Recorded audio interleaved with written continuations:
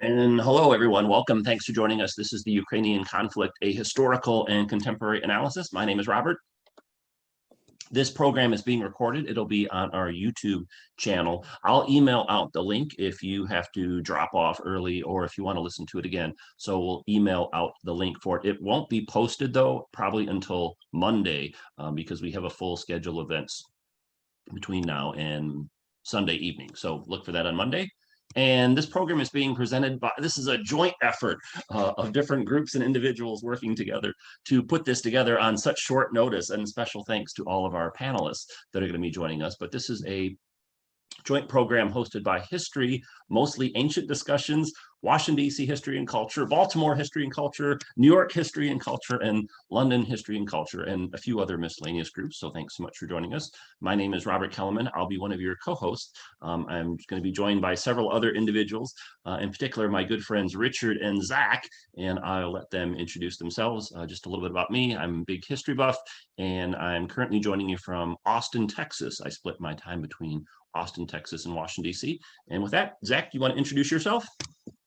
Sure. So my name is Zakar, or Zach, as everybody calls me. So I am a co-host with Richard and several others of a group called History Mostly Ancient.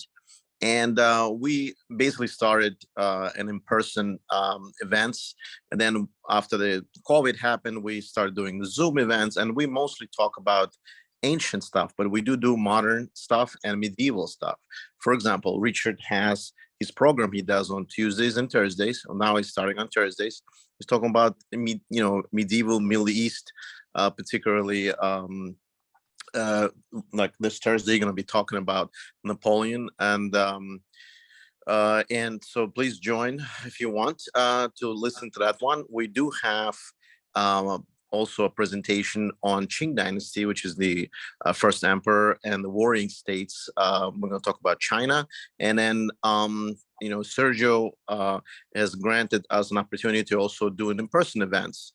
We're going to go to Metropolitan Museum of Art in New York, and to actually visit the medieval arms and armor, and Sergio is reenactor of Roman and medieval armor group, and he will talk about that, and after that we can grab coffee and whatnot. So our group has YouTube channel, we have our meetup channel, we actually have a website. It's called omnicarta.org. Those do join us, and without further ado, I'll let Richard and then Robert, if you don't mind, I have other two panelists that also would like to introduce themselves, because they're going to be. Of course. Yep. Richard, take it away. Hi. So for those of you who know me, I am generally seen as a lay expert in Middle Eastern affairs and history. And I'm a lawyer, so I'm probably the best polished in our group of History Most Ancient, which is why I'm going to be emceeing tonight. I'll give a little bit of sort of background on Ukrainian history, and then I'm going to pose some questions to our panelists to really work out what are the military situations, the humanitarian situations, the global implications, and go through some more details than what you might see on a 5-minute news clip. There's definitely going to be a discussion of the rules, how much time this is going to take, all those different attributes. So that way you know what's going on. I see that some people are raising their hands. I can't help you if you raise your hand. If you have a comment, please put it in the chat. That's the easiest for me to monitor and to respond to. I do respond to the chat. Yeah, so I think the next person we'd like to talk is Greg. Greg has lived in the United States since the 1970s, but he was born in Russia and can provide a unique perspective. Greg? Yes, hi. Can you hear me? We can hear you. Yeah, I actually came to the United States in '79, but I'm following. I listen to Russian and Ukrainian radios and commentators. So right now Russia is expanding. They're moving forward, but very slowly, unexpectedly. I often think that as I was growing up, they were saying that Germany, Hitler's Germany, attacked Soviet Union without declaration of the war, and he started with bombing Kiev. exactly on June 22nd, 1941. And I'm thinking that this is exactly the same thing how this war started, because there was no declaration of war. As a matter of fact, it is not allowed in Russia right now to call this conflict a war. It's just a special operation. So all the opposition radio, there is a couple of opposition radio that's being closed right now. They were forced to call it special operation. They can't even use the word war. So it's kind of ironic of what's happening right now. It's definitely a horrible conflict. And I think from what I know, in Russia, there's a lot of people on the street. Not enough, of course. It is extremely dangerous. It's not like, opposing the government here in the United States. There you get serious consequences, but still there are a number of people out there and they're being arrested. We're talking about thousands of people being arrested. So all, I would say, intelligentsia in Russia mostly opposing this war because they understand what's happening. Maybe they have a connection to the Western sources as well, because Russia is completely closed everything, and there is only Russian propaganda is being used right now for the local population. But it's a dire circumstances. Putin is resolved to win this war. I think he's going to encircle Kiev and try to bomb it to submission. He's doing. Hey, Greg, why don't let's get into let's have Aaron introduce himself, and then we'll get into the presentation. I'd like to hear more about your thoughts on that. So hold that thought for just a minute, and we'll let Aaron introduce himself, and then we'll let Richard take over the presentation. If you don't Sure, mind. of course. Thank you. Oh, great. Hi. Can you guys hear me? Yes. Okay, great. So hi, I'm Aaron de los Reyes. I can't start my video. I don't know if you know that or not, so I live in northern New Jersey. I'm from Southern California. I spent a dozen years in the U.S. Army and active duty in the reserves. And I work in technology. I've done a lot of presentations with Richard. I have sort of a combination of a lay background and let's say, above amateur background in international relations and sort of military affairs. And I'm going to try to, provide color where appropriate to what we're seeing, at least in terms of what's going on in Ukraine from a Russian and Ukrainian combat perspective. But it's one thing we have to realize, it's a very low information environment right now. So, our lens and the, let's say the degree of what we see is very limited right now. So that's some of what we'll discuss based on available information. Okay, awesome. Thanks, Aaron. So Richard, why don't you take over the presentation, the helm, and it's all yours. And really encourage everyone to chime in with their thoughts and opinions and questions in the Zoom chat and the Q&A. Your items won't be seen by other participants, though, unless they're approved by the host. We do that to deter Zoom bombers, which frequently try and come and disrupt our programs. And with that, Richard, take it away. It's all yours.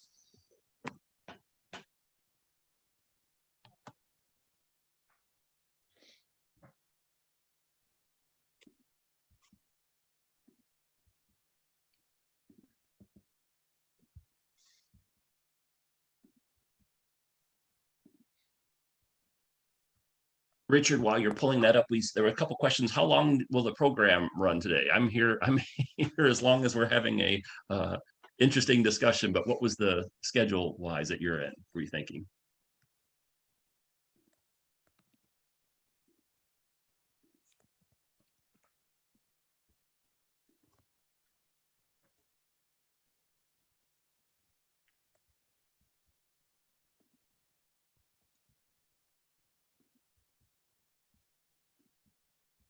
I'm just going to take a hunch at about a couple hours. Okay. Again, if someone needs to or wants to drop off, they can't stay for the whole entire, this is such a complex and important topic. We didn't want to rush it. So we are going to go for a while. If you have to drop off or need to drop off, that's no problem. We won't be offended. And remember, the program's being recorded, so you can always listen to the parts that you missed. later on YouTube, and we'll email out the link on Monday.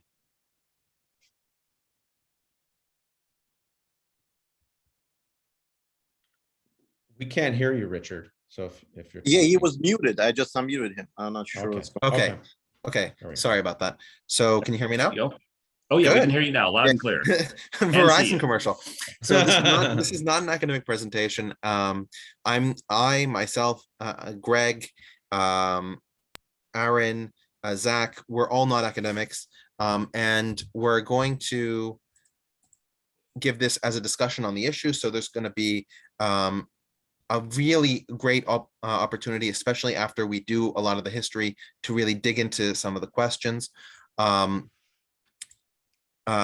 Of course, we're going to ask that everybody be respectful. And what that means is just taking the situation seriously. Whether you have a pro-Russian opinion, a pro-Ukrainian opinion, that's absolutely fine.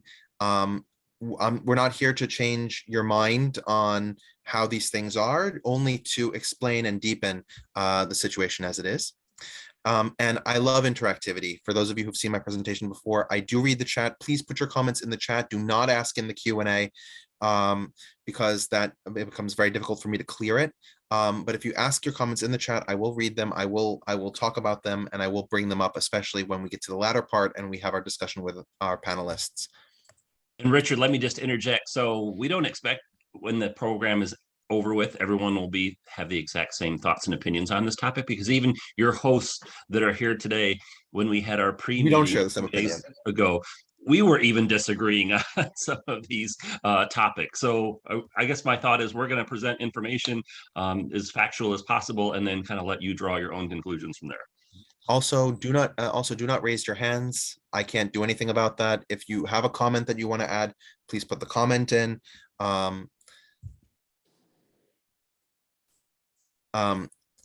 Now, the presentation will be about 30 to 40 minutes.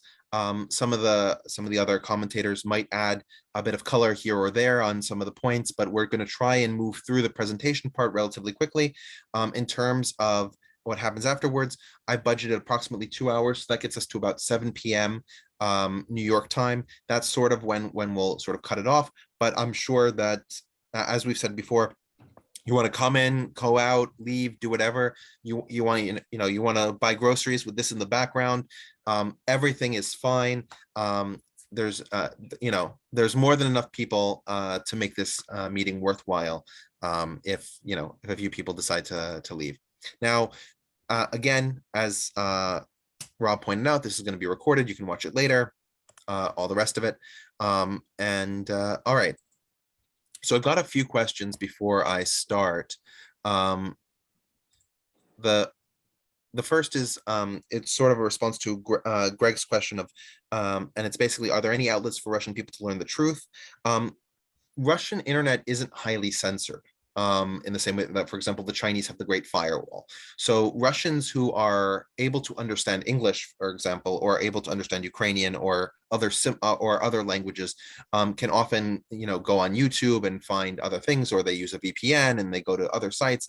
But the problem is that a lot of Russians only have access to the state media, in much the same way of how many of you get your internet news via the internet, and how many of you get your news because you watch NBC or CBS or MSNBC or CNN or whoever who's on the main televisions. It's a very similar sort of situation. So a lot of Russians only get information from the mainstream media in Russia because that's how they've traditionally gotten their information.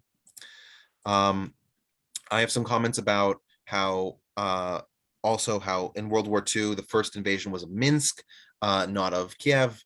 That's correct. But in the same way, it was sort of a parallel to the undeclared war. All right.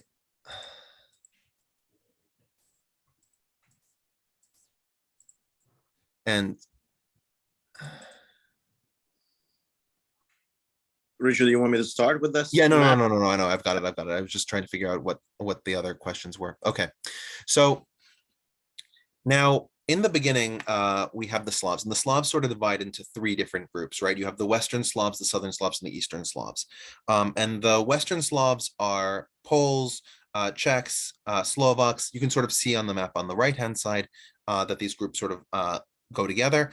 The southern Slavs are those of Serbia, Croatia, Slovenia, Bulgaria, Macedonia, all of these areas. And you can see that there are areas the Slavs don't occupy, like Albania, because the Illyrians resist them, or Greece for the same reason.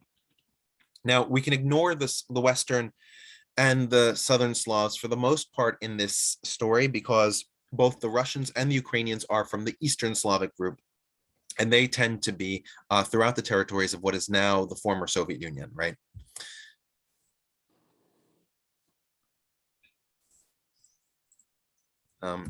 Now, the first... Richard, can I add something just very quickly? Mhm. So just to go through a timeline pretty quickly. So we have a first trace of the Eastern Slavs is 500 AD. So they kind of start moving eastward toward Volga River, which is where can you bring up the previous slide quickly? Sure. It's very quick. And mostly they lived in this huts called izbas. And the way izbas worked is it was a one-room log cabin with gable rood and wooden window frames, right? And mostly villages worshipped many gods, particularly the two gods are very important, Volos, which is the cattle and sheep, and Perun, god of thunder and lightning. So kind of like in developing. And so the first interaction that they had is with Byzantium, obviously, was around, a little bit later. And where do we get all these chronicles? There's this monk, his name is Nestor, and Nestor lived around 1100s AD. And basically his chronicles, they used to be called the Tale of Bygone Days, where he describes how the Russia came to be. So basically, I just want to go very shortly into it. So what happened is, a bunch of Slavs lived around the Kiev area.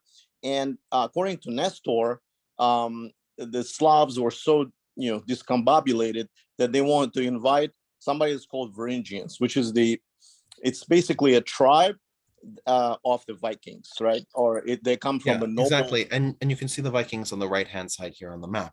So they meet with this group of Slavs, and you have a number of different competing tribes, as Zach pointed out. Because these tribes are all competing, they agree that the Varangians should rule over them, right? Because that way, none of the singular tribes has this leadership, and that leadership based in the Varangians becomes what's called the Kievan Rus. And Rus because they consider themselves Rus as their ethnicity, and Kiev as in where they're based. And the Kievan Rus doesn't just control Kiev; they expand through their trade routes up through the rivers, up through a lot of the lowland plains, which characterize this part of Western Russia today. And you can see in the lower right-hand side and in the lower left-hand side, two different understandings of the extent of their empire. But either way you slice it, it is a massive amount of territory that was under their control, small amount of population, because a lot of these are nomadic or quasi-nomadic or sedentary, but tribes, not empires. So you have some sort of civilization that begins to develop there. Yeah, just a couple more things that in that period that you've pointed out. So the famous people that were invited, particularly, they were called as Norse Varangian chieftain, and their names were Ruriks, right? And particularly the two brothers were the Sinisius and Truver, right? Rolling forward through time, you probably, if you've seen the series of Vikings, there was this Viking, his name is Varangian Igor the Ingvar, or Ingvar. Igor is a Russian name, Ingvar is the Varangian name. And he was around 912, 945. And basically, he's known because he have attacked Constantinople numerous times, ended up basically settling, have a settlement agreement where at the time, the monetary measure they use is grivnas, which is the Ukrainian current monetary exchange or monetary measure, and that was from a Kievan Rus. And apparently the 13 grivnas were paid for each ship to be, it was like a dowry that, or the kind of like push away money that was paid by Constantinople to, because Ingvar was pretty known. And the last thing I'm going to mention, the colonization of Russia happened It was actually a queen that was canonized and became Orthodox. Her name is Olga of Kiev, who was related to Ingvar, was his daughter. And basically that happened around 945 AD. So go ahead, Richard, sorry. Okay. So this Kievan Rus situation was actually largely, for want of a better term, democratic. It's a very strong term to use, but in a lot of cases, because of the very sort of low-level organization of these areas, you had nobles and common people or arguing about policy in sort of the town square. So it's democratic with that, that small d. It's not organized democracy. And that gets completely sidetracked by the Mongol invasion. So the Mongols basically terrorize the country. They install a number of these rulers called bashkak, which begin to divide the territory into feudal territories and murder a number of the Russian leaders. You can see in the lower right-hand side, Michael of Chernigov, who was one of the princes who was required to submit to the Mongols. He refused to submit, and so he was killed and replaced by another more pliant member. And as it took Russia centuries, 2 or 3 centuries, to remove the Mongol presence, they became sort of animated by a desire to expand their power, to prevent anything from the east from destroying their country to such an extent. And they also unified and organized their authority in complete contrast to the system under the Kievan Rus, which was this more dissipated kind of authority.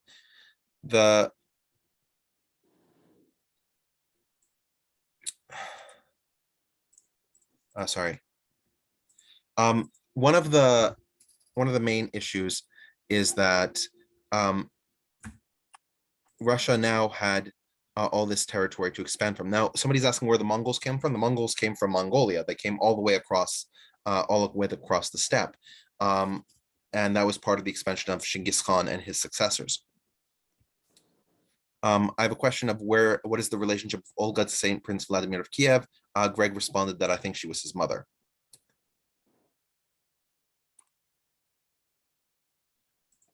So now, as Russia becomes more centralized and imperial in response to the Kievan Rus, it begins an expansionist phase, and Russia never actually ends its expansionist phase until the 20th century. And even then, it's debatable whether that phase has truly ended or not. And you can see on this map all of the territories that Russia began to expand to start after they had repelled the Mongols from their territory. So that doesn't mean that all of the Eastern Slavs, though, were under the control of the Russians during this earlier part of the expansionist period until about the mid-1600s. And one of the groups that was part of the Polish-Lithuanian Commonwealth, which was a Catholic-run state, but incorporated many people from many different religious backgrounds, including Jews, pagans, Muslims, and Orthodox Christians, was the Polish-Lithuanian Commonwealth, which was somehow less democratic than the Kievan Rus style system, but certainly more democratic, let's say, than the Russian organized Tsardom, which was an absolute monarchy at this point. And at the edge of the Polish-Lithuanian Commonwealth and at the edge of the Russian expanse was what was called the Zaporozhian host, which was a group of Cossacks being sort of Russian settlers, you can think of them in that sort of sense. But Russian, I mean, in the big sense, in the Kievan Rus sense of settlers. And some of them were what we can call today Ukrainian. Some of them are what we can call today Russian. Some of them are what we can call Belarusians. These terms are anachronistic to apply to this time period, but they are Eastern Slavs who would eventually become all parts of these different nationalities. And the Zaporozhian host in particular becomes sort of the nucleus for a new type of identity. And this identity forms mostly in rejection of Polish control, because the Polish had demanded a number of taxes from them and they simply didn't want to pay. So that leads to the creation of a Cossack government, or hetmanate, hetmanate meaning that a hetman was a leading commander in the Cossack militia, if you want to call it that. And the hetmanate would be based at what was called the Zaporozhian Sich, which is a sort of wooden fortress that's built in the middle of the Dnieper River. For those who are familiar, the Dnieper River is the river that cuts through Kiev and runs through the center of what's today Ukraine. The Zaporozhian Sich engaged with a number of different rivals. Sometimes it even had its own civil wars, where part of the Zaporozhian Sich would side with Russia, part would side with Poland, part might side with the Ottoman Empire. All of these parties were involved in this period, and this really was part of the galvanizing force for the Ukrainian national message. I have a question of, does hetman translate to head man? It does not. It's a term for commander. I wanted to ask our panelists if they wanted to sort of comment on this formation of Ukrainian identity during this period. Yeah, if I may, I think it's probably started in 17th century, specifically of the uprising of Bogdan Khmelnytsky, who was the hetman at the time in the mid 17th century. And he basically tried different ways, but eventually he got into the war with Poland for independence. And he realized there is no way he is going to make it. So he asked for the help of the Russian Tsar. At that time, it was Alexius, which is the second of Romanov Tsar, Alexius Mikhailovich. And Romanov, obviously, it's a Romanov dynasty, just the second one of them. And he basically provided protection. They fought together. And as a result, in 1654, there was agreement signed called in the city of Pereyaslav. It's called Pereyaslav Rada. And that agreement de facto made the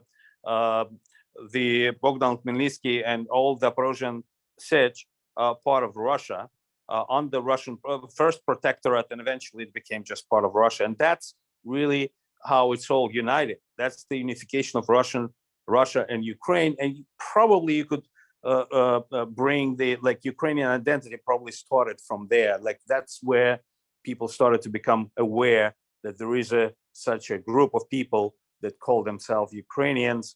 And Ukrainian in Russian language means the kind of the end, kind of on a borderline, something like this. So that's right. That's it for now. Yeah, no, and that's exactly where the term "the Ukraine" comes from originally, right? It's this territory on the edge. The difference between using the Ukraine and Ukraine without the is usually understood as a recognition of Ukraine's national status as a country, as opposed to just a region or a territory. There's a comment that it's a little bit confusing. If the earlier feudal period is made of disparate groups, why is it considered Russia? One of the things that I skipped over, because of course this history is incredibly long and complicated, but the relevant parts are what I was delineating. The first part of what is today Russia that forced the Mongols out was the Duchy of Muscovy. And so Moscow became the center of a new state of Eastern Slavs. And this state of Eastern Slavs, as it expanded and conquered other of the states and pushed the Mongols further and further east, this group of Muscovy declared themselves to be the Rus, to be Russia, the place where Rus were living. And that's where the term Russia comes from today, this expansion of the Duchy of Muscovy. Could I add something a little bit here? The foundation of Moscow is basically established at 1147. The first kind of known, what we know, the dynasty of Rurik dynasty, comes from the famous Prince of Novgorod, Alexander Nevsky. His son, Daniil I, in 1262, became the Prince of Moscow, which was like only starting as a new princedom, and eventually developed in the 14th century. It was favorable. It's got what they call Yarlik. This is the grant of rule from Mongols. And from 14th century, it started to develop as a dominant power, but definitely the beginning of it probably related more to the Ivan III, what they call Ivan the Great, to the 15th century, end of 15th century. That's probably the foundation of the dominance and expansion started at large. And then it was Ivan IV who took the name Tsar, right? Right. Ivan IV, who was a grandson of Ivan III, took the name of the Tsar in 1547. So he is the first Tsar. He is still one of the last of the Rurik dynasty. And we know him as an Ivan the Terrible. All right. So as Russia's moving into the height of its expansionist phase, we sort of get into Russia advancing at a rate that Ukraine cannot match, and Ukraine has become part of Russia because of the agreements in the 16th, 17th, in the 17th century. And that's during the reign of Tsar Peter I. So he really expands his power and solidifies control over Ukraine. In particular, he does this because he wants to access a warm water port, right? And this is in the Battle of Azov, which he fights against the Ottoman Empire and its vassal state, the Crimean Khanate, which is why, for example, there are the Crimean Tatars who live in Crimea. That's a Muslim population. He conquered this territory along the border of the Sea of Azov, which is still in Russian territory today. And he founds the first Russian warm water port of Taganrog. This precedes the building of St. Petersburg by a few years, for those of you who are more familiar with that warm water port. But the control of the Black Sea became an incredibly important strategic need for Russia if it was going to develop a navy, if it was going to compete with European powers, if it was going to be part of the global economy.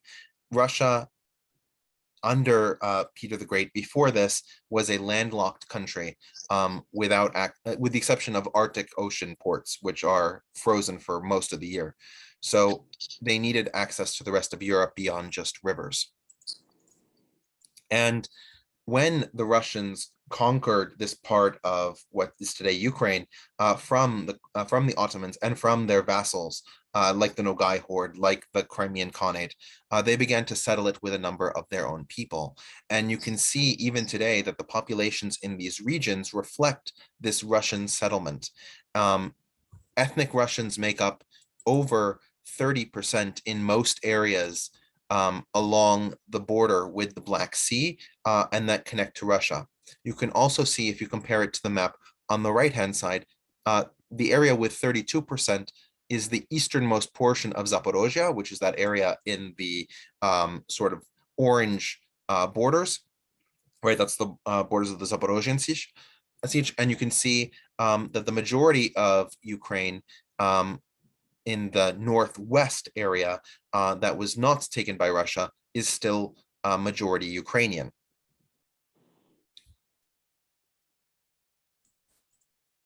So Ukraine becomes annexed by the Russians more or less throughout the reigns of subsequent emperors and tsars, especially Tsarina Catherine the Great.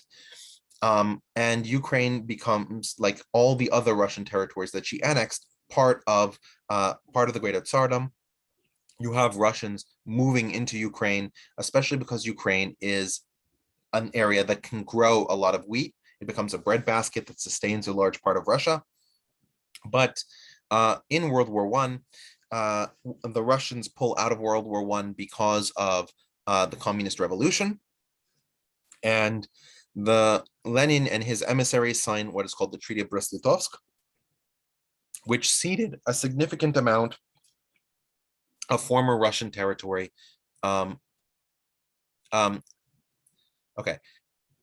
Ceded a bunch of territory to what was then the Second Reich, the government of Germany at that time. And one of those territories that was ceded to Germany was a significant part of Ukraine, and so Ukraine begins its own state, its own independent state, and they incorporate a new emblem. You may be familiar with this emblem because this has been reappropriated by the modern Republic of Ukraine. But at this point, we're talking about the Ukrainian People's Republic, which existed roughly around the end of World War I until the Soviet Revolution could concretize its control of Moscow, St. Petersburg, and the major cities of Russia in 1921, and then take over areas outside of that. And that was a symbol calling back to the Cossack Hetmanate, right? That a government of Zaporozhye, and was sort of a symbol of the last time Ukrainians, or people who could see themselves as Ukrainians, had a government of their own.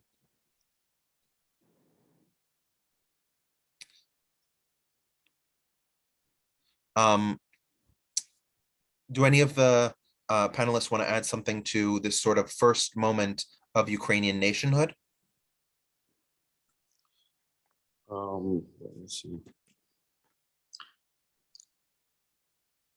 No, What do you consider first moment? No, that this was a self-declared independent state with its own government that was at least nominally Ukrainian. Right. But you're talking about yeah, that period. It's a very short period. So of course, that's the first time Ukraine became independent. So you could actually go from there, and I'm sure that it was process. Building the identity is the process. It takes centuries. I mean, I think the Ukrainian identity really solidified in the past, 30 years, and especially in the past 8 years, which is like, there is no doubt that it is now in existence. Yeah, no, I'm definitely going to cover that period, but yeah, so I wanted to sort of point out that this was the first moment since the Hetmanate that the Ukrainians had independence, even though it was short-lived. Now, we then have this tension that the Ukrainians have between different parts of their country being occupied by different powers at different times. So I want to draw a little bit of attention to the Polish-Ukrainian War, which occurred after World War I, but before World War II, where Josip Pilsudski. I have a quick question of how big is today's Russian landmass compared to the continental US? Russia is significantly bigger. It might be as much as 2 times the size. Somebody could just check the numbers on me. Probably 2.5 size of the US. Yeah. So Russia is more massive. US has more population at this point than Russia does, but Russia is more massive. Okay, so Josip Pilsudski was this general / president of Poland. He occupied several different positions. Sometimes he was the Secretary of War, but effectively he was the ruler of Poland. And while he did that, he wanted to create a bulwark between Russia and Germany, so that way Poland wouldn't be erased from the map again. Remember, Poland didn't exist after 1795. The Russians, Prussians, and Austrians carved it up. And in the treaty that ended World War I, the Treaty of Versailles, Poland was given independence again. So, Pilsudski wanted to create a multi-ethnic Polish state, very similar to the Polish-Lithuanian Commonwealth that had existed before. And he saw Ukrainians as part and parcel. Part and parcel of the development of Poland. So that's exactly what he did. And so he declared war on Ukraine before it became part of the Soviet Union, and annexed, you can see that dark red area on the lower left-hand side of Ukraine into Poland. So now you had Ukraine effectively divided between the now Soviet Union and the government of Poland prior to World War II. So we're getting into the 1930s, and in the 1930s, we have a very dire situation in the Soviet Union. Stalin requires certain amounts of grain production, and those grains are sent from Ukraine, because Ukraine is, of course, the breadbasket, as we mentioned before, and those grains are sent from Ukraine to what's now Russia, right? The areas around Moscow and St. Petersburg. So the amount of grain collected was not redistributed to the people who grew it. And so you had what was called the Holodomor, or the Great Famine. This, from the Ukrainian perspective, and from the perspective of most genocide and democide scholars, was an intentional famine, meaning that the food existed to feed the people who were in that area, but the food was not allowed to be consumed by them. The food was forcibly removed from their person. And you can see, for example, these are the streets of Kharkiv in the upper right-hand side, and you can see people literally dying of starvation on the sidewalk. Can I add something here? Sure.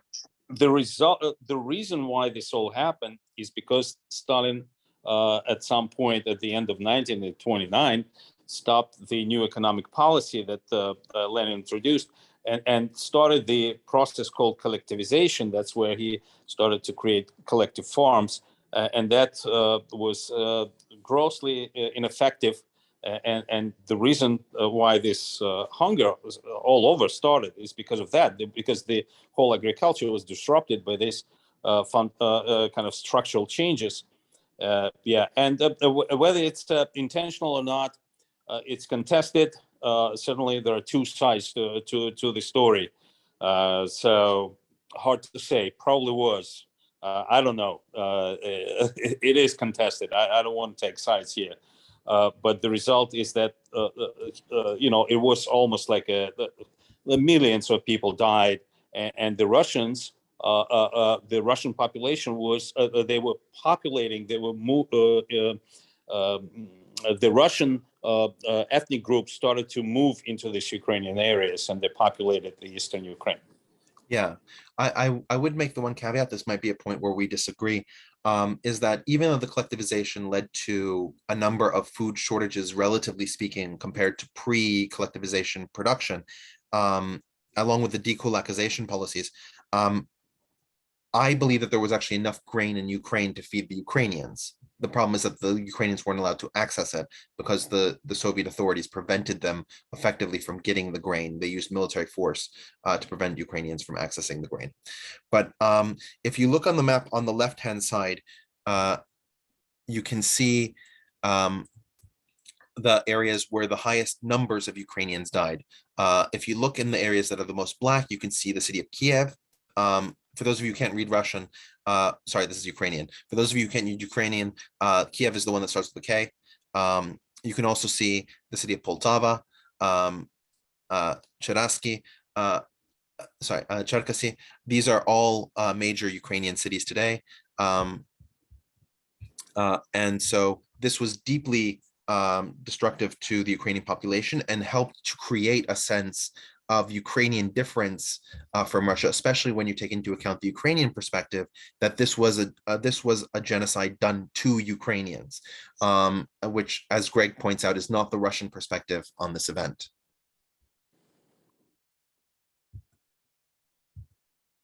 So, because of the relationship that the Soviet Union had during the Holodomor against the Ukrainians,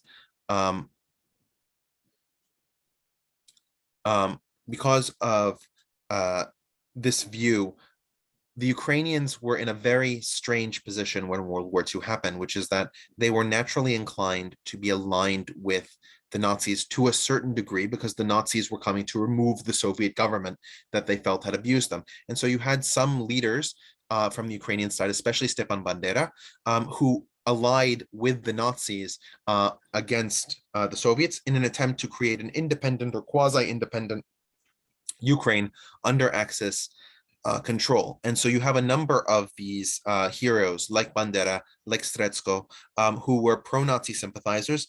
In certain cases, like Bandera, they were also very much anti-Semitic.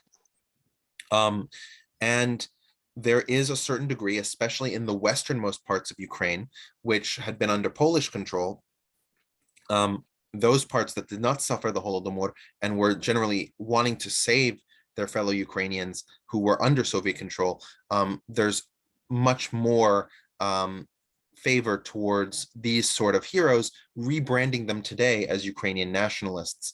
Of course, this is negatively viewed by a significant percentage of Ukrainians as well, and is negatively viewed by people elsewhere in the world because of the affiliation with the Nazis. Do any of our panelists want to sort of talk about a little bit about Stepan Bandera and some of the other Ukrainians during World War II, and how Yeah. I'm going to get to the Red Army side on the next slide, but if anybody wants to comment on the pro-Nazi side of the Ukrainian defense. Right. Yes, Stepan Bandera is become a symbolic of Nazism and connected to the Ukrainian independence and identity in Russian circles. He basically was collaborator with Hitler, but once he came to some recognition by German government, he actually wanted to create an independent Ukraine and was prosecuted by Nazis. But he is definitely known as someone who is like Nazi collaborator.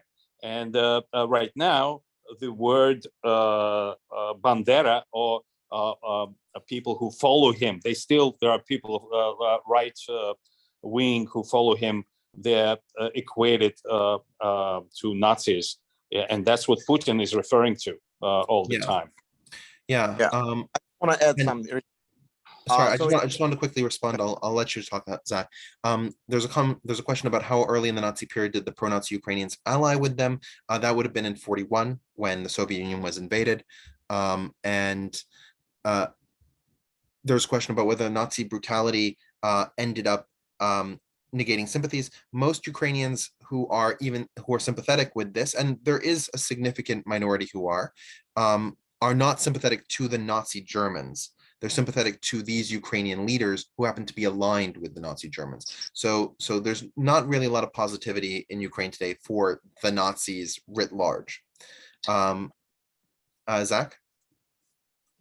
Yes. So just wanted to kind of go through a chronicle. Initially, the propaganda minister of Germany was particularly very interested in this character, Bandera, and his co-associate Shushevich, who basically were wined and dined by Hitler and the Minister of Propaganda, and were basically brought to Berlin to show, like, look, this is what's going on. There's also another general, Russian general, who defected, the communist Russian general who defected to Germans. His name is Vlasov, and they both were used for propaganda purposes as well. But never at any point that Germans had used them in combat, both Ukrainians or Russians that defected. The only time they used them in combat is during the Warsaw Uprising, where the Poles tried to uprise against the Germans. It was 1944, and they used the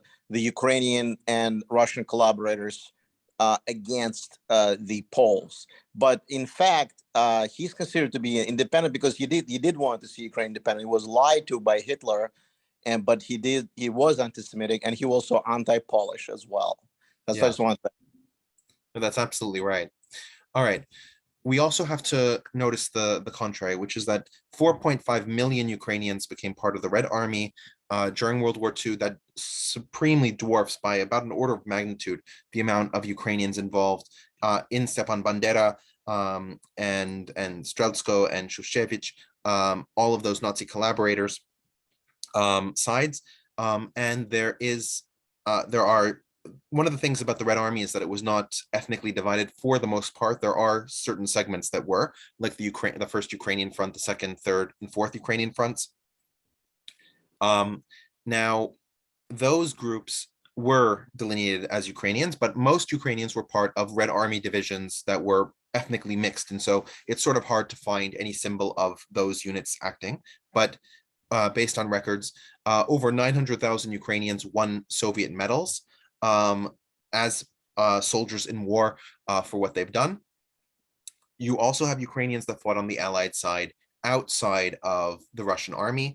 You can see, for example, this is General Władysław Anders of the Polish army, and he was running the Free Polish Army, meaning after Poland surrendered in September of 1939, after the Blitzkrieg. A number of leaders of Poland moved to the United Kingdom and continued the war from there. There were Ukrainians in the Polish army, there were Ukrainians in the American army, in the Canadian army, in the British army.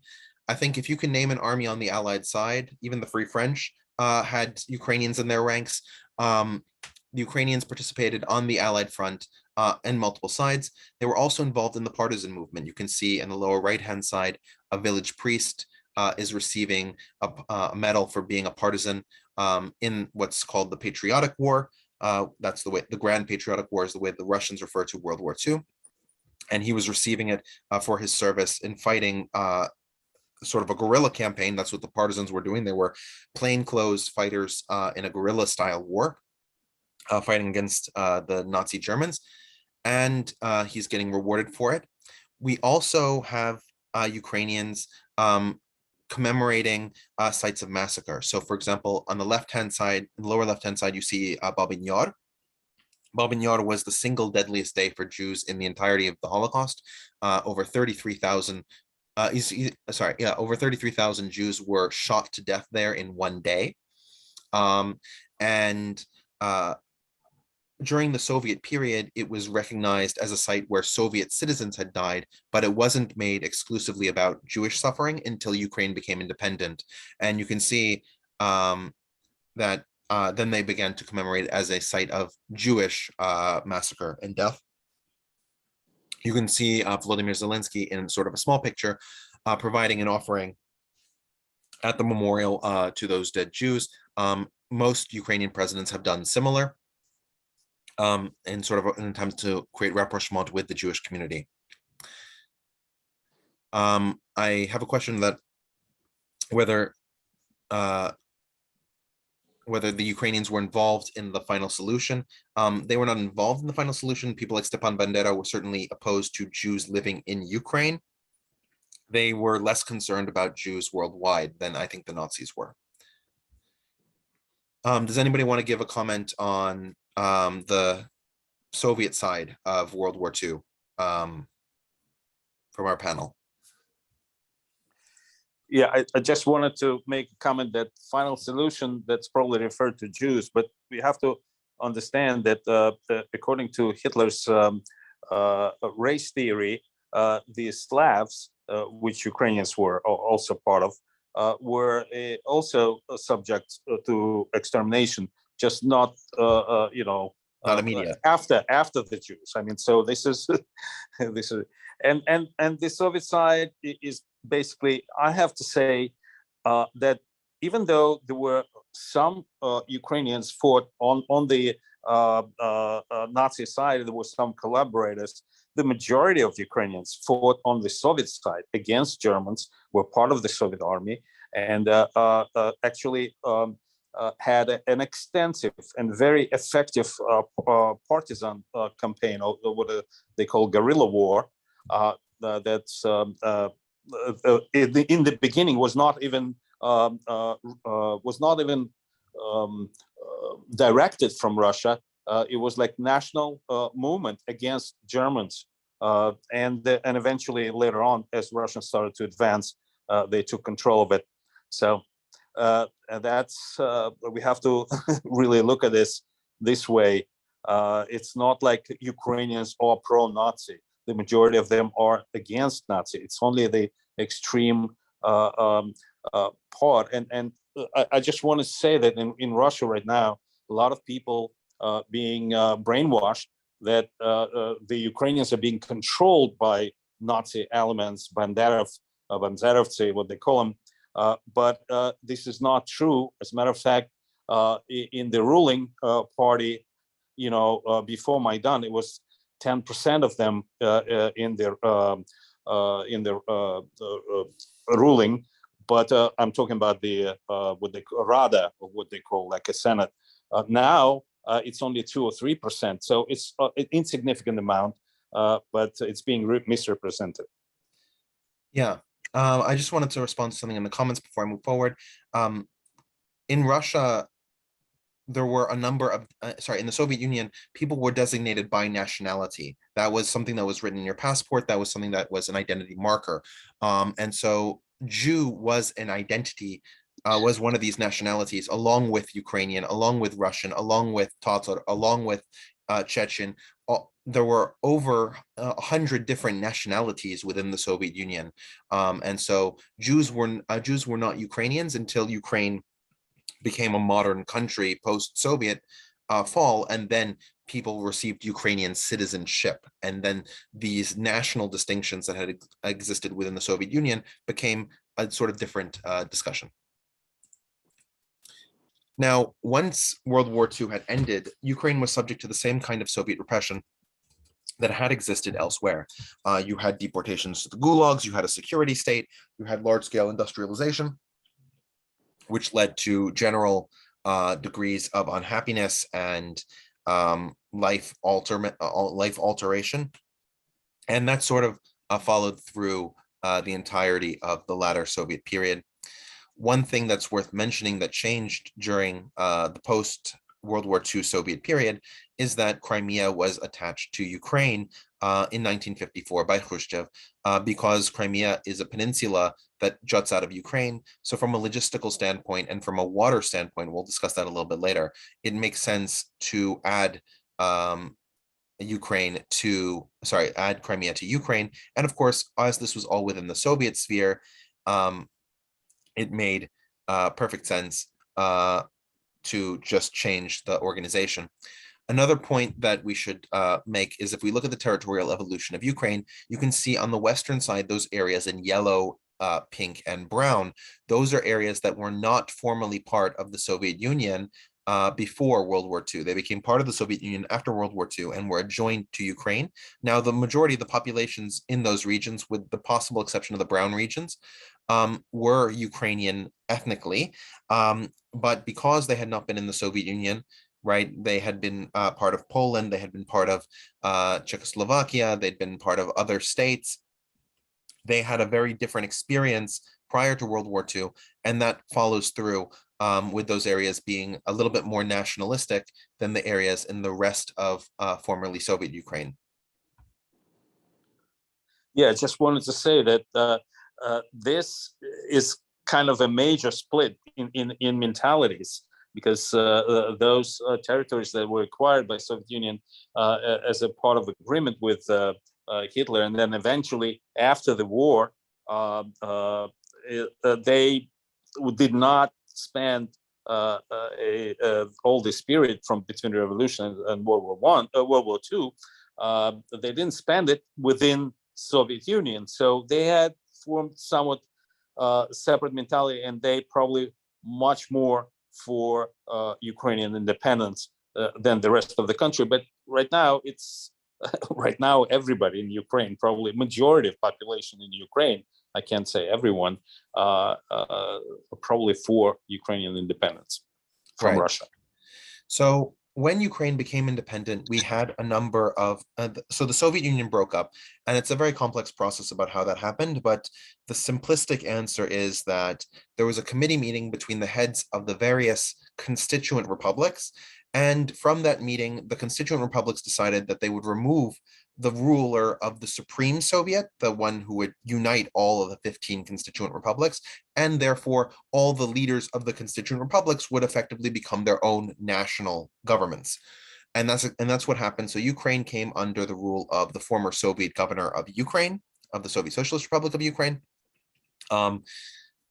And now we had a very strange situation, which is that you had what were ostensibly Russian nuclear missiles, because Russia became the nominal successor state of the Soviet Union.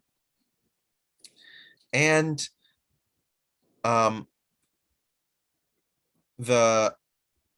these missiles were located on numerous different kinds of bases. You have a map of the major ones throughout Ukraine. And so there was a discussion between the Ukrainians and the Russians as to what should be done about these missiles. Now, in 1994, towards the end of the year, this picture is from the earlier part of the negotiations as opposed to the later part. In 1994, in the later part of the year, they wrote the Budapest Memorandum. And the Budapest Memorandum basically said that Ukraine would give up all these nuclear missiles, and in exchange, the United States and the NATO members would defend the territorial integrity of Ukraine, right? Because of course, Ukraine giving up these nuclear missiles was a huge change in their ability to act defensively. And in many cases, you're going to see references today in the news to the Budapest Memorandum, the understanding by Ukraine that it would be defended by the United States and NATO allies. Now, even though Ukraine was independent as a nominal characteristic, it was not independent from a functional political perspective. The rulers of Ukraine had heavy influence from the Kremlin, from Moscow, in controlling their elections. And so you can see, for example, this is the election between Yanukovych, who was effectively a Russian puppet, and Yushchenko from 2004. And if you look back to that map that divided the territories of Ukraine between the Zaporozhian host and those areas that would come to be occupied by the Russians on one side, and those areas that were part of the Polish-Lithuanian Commonwealth on the other, you can see that the borders almost exactly match the election results, and that the Western Ukrainians wanted Yushchenko, who was more Western aligned. The Eastern Ukrainians wanted the one that was more Russian aligned. And you can also, I didn't have it, but if you can overlay an ethnic map with this political map, you'll see that the ethnic divide is roughly the same. That ethnic Ukrainians generally voted overwhelmingly for Yushchenko, and ethnic Russians within the borders of Ukraine voted majoritarily for Yanukovych. Now, this situation, Yanukovych, quote, won the election in 2010. There were, and because the Russians basically forced the victory. And so in 2014, as he was running for a second term, there was a massive revolution in Ukraine to try and oust him and to make Ukraine more independent. This was called the Euromaidan Revolution, or the Orange Revolution.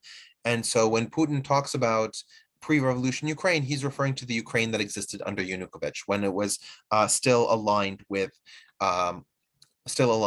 Moscow's interests. This Euromaidan revolution, which is still, of course, in living memory, it happened in 2014, was Ukrainians besieging the government in Kiev. You can see this is Maidan Square in the center of Kiev, and forcing Yanukovych out of the country and allowing for the first free elections in Ukraine, truly free elections in Ukraine's history, which resulted in the election of Poroshenko, who ruled until 2019. Of course, in 2019, he ran for re-election against Volodymyr Zelensky, and Zelensky defeated him in a landslide. Poroshenko was seen as an ineffective leader, despite being recognized as a Ukrainian leader for Ukraine. Now, there are some strategic elements that I want to discuss before I get to our panelists. One of the things is that from the Russian perspective, we often see them talk about the defensive position relative to Europe. And one of the things to point out is that, as we mentioned, the Mongols were able to go across Central Asia. And the reason they were able to do this is that there are large, flat areas in Central Asia that allow you to run roughshod over all of Russia. And you can see, if you look at the topographic map on the right-hand side, that most of Russia is relatively flat. There was a question about the ethnic and ethno-religious composition. It's more complicated than that.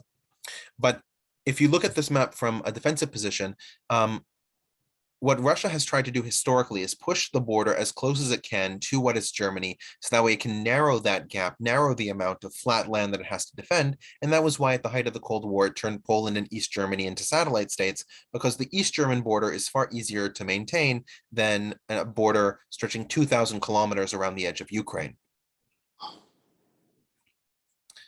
Now,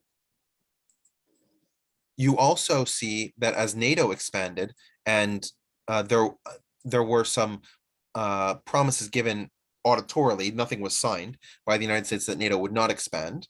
But because NATO has expanded all the way to the edges of the former Soviet Union, including the Baltic states, Ukraine is in a unique position where they have one of the longest borders with Moscow, and they haven't declared their alignment with NATO or outside of NATO, and they're direct, and unlike Finland and Sweden, they are directly in that path of possible invasion.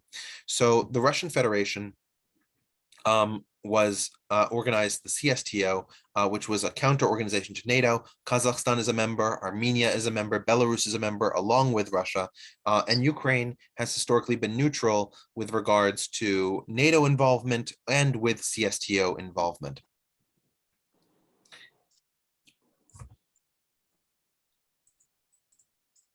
And another thing that I wanted to point out is that one of Russia's main sources of revenue is through energy markets to Europe. You can see all the oil pipelines that run from the fields in Eastern Karelia, which is that part of Russia that's very close to Finland, and the Yamal field further east. During the Soviet period, many of these lines only went through Ukraine, but Ukraine began to charge a tariff when it became independent for all the oil that passed through it. So Russia began to build oil pipelines that would circumvent Ukraine and maintain its status. You can see how much money that Russia derives from oil exports. In terms of tax revenues, oil and other energy sectors are responsible for about 50% of the tax revenues collected. So this is so Russia can properly be understood in terms of economics as a petrostate with some degree of industry. Now, Richard, I would jump in and say I would add petrostate and a natural resources state. Yeah, because if you look at all of the mining products that can be generated, but it's raw materials. They don't do the intermediate processing. That's that's a gap. So yeah. There's a question that the Russian Federation was also a guarantor of Ukrainian integrity under the Budapest Memorandum, and that's absolutely true. But it was more understood by the Ukrainians that both parties would be, both the West and the East would guarantee its territorial integrity, but the West would be more likely to have to intervene because it's very unlikely that the West would try to annex Ukraine and that Russia would have to intervene.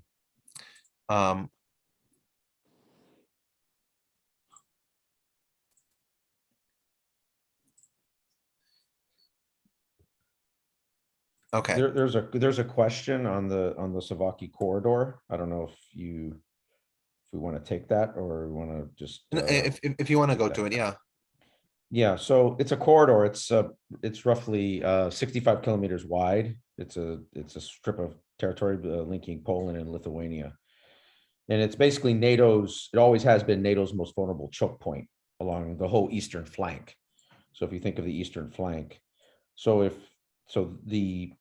the risk always was that if the Russian military operating Army Group Corps from Kaliningrad and Belarus could attempt to close the corridor, you would incapacitate basically NATO providing any security to the three Baltic members. And then obviously during the Cold War, it forced a huge amount of defensive forces from what was the West German army and obviously U.S.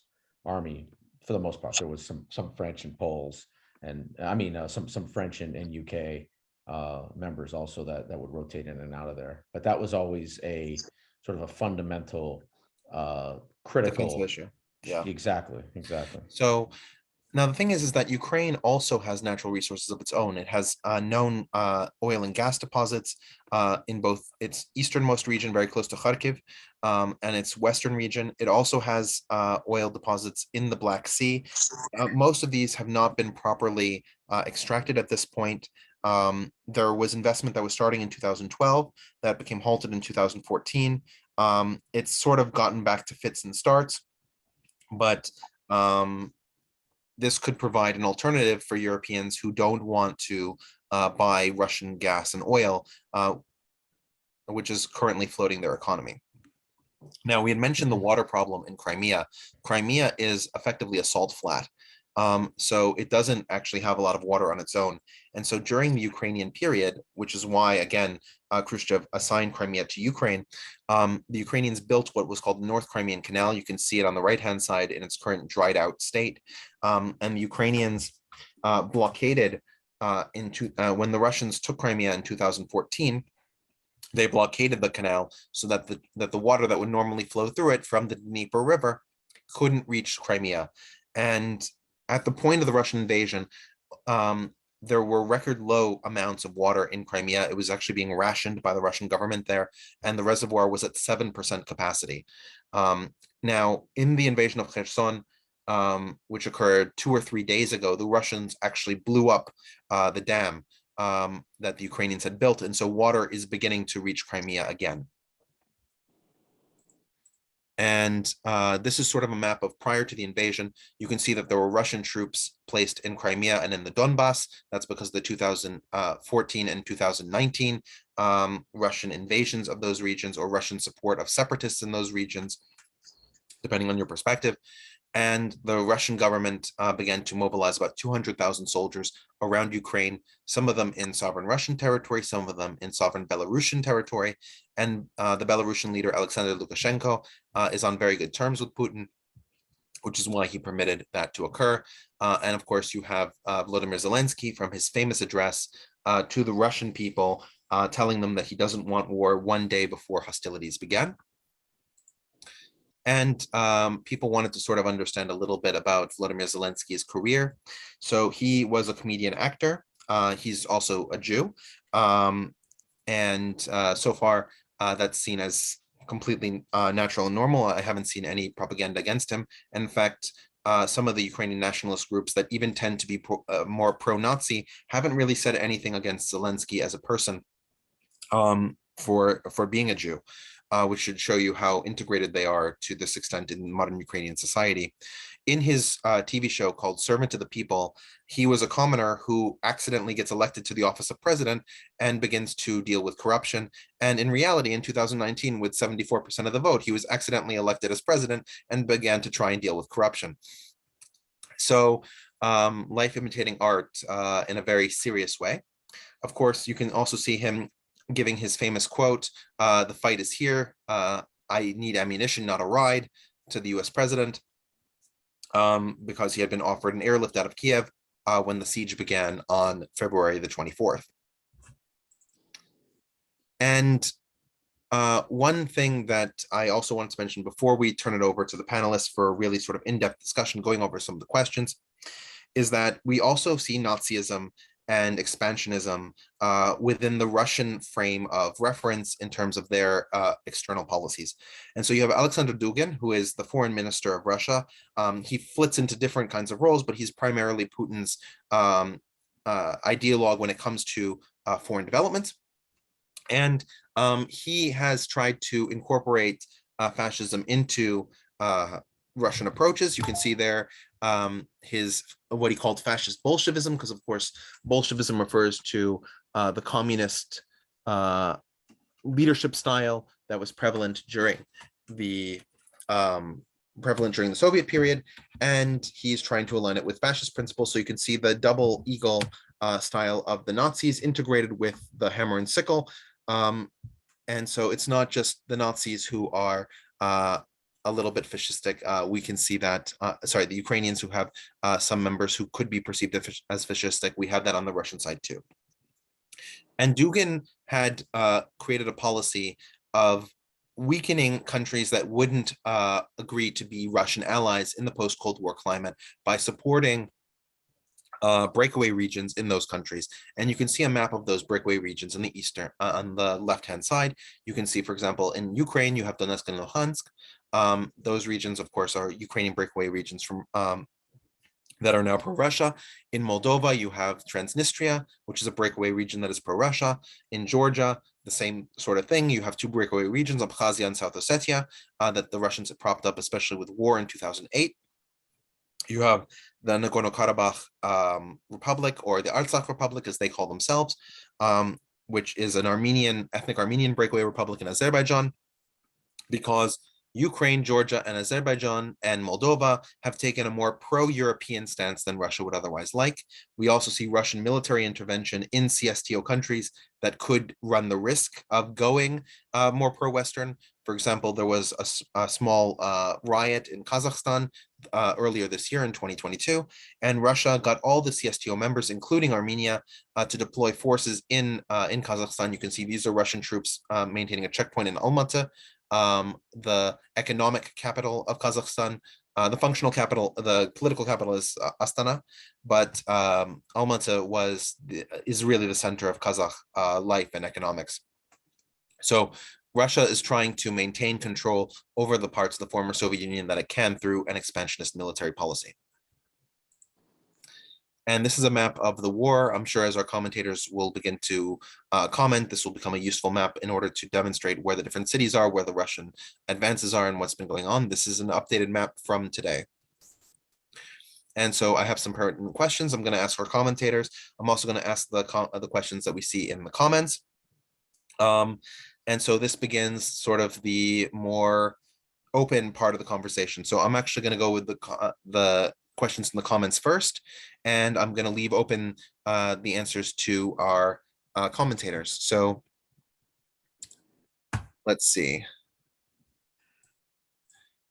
Yeah, the tactical objectives of Russians, I see. I mean, it is pretty obvious from the beginning that at the least what the Russians wanted to do is to connect Crimea to the rebelling regions of Lugansk and Donetsk. First of all, to supply Crimea with water and all other stuffs, and basically annex that territory. But we can't really know exactly what Putin has in mind. You know, he is openly saying the words denazification from the word Nazi, which because he is insists that it's a Nazi regime that is now ruling Ukrainians. I think it's a serious disconnection with reality, in my opinion. But that's what he's saying, and he also wants to say he wants to destroy Ukrainian army, so that Ukraine would not be able to respond militarily at all. So at this point, where he goes all the way, he probably wants to. I think he probably wants to temporarily go through all Ukraine and destroy whatever the organized armed resistance exists there, and then maybe pull over, because he won't be able to probably hold it, pull over to the eastern part. But he definitely needs to take Kiev and install a puppet ruler there, and hopefully, from his point of view, killing Zelensky would probably weaken the opposition. I mean, the fighting spirit. So that's how I see it. So I wanted to add to it. He uses two slogans: denazification, demilitarization. Of Ukraine.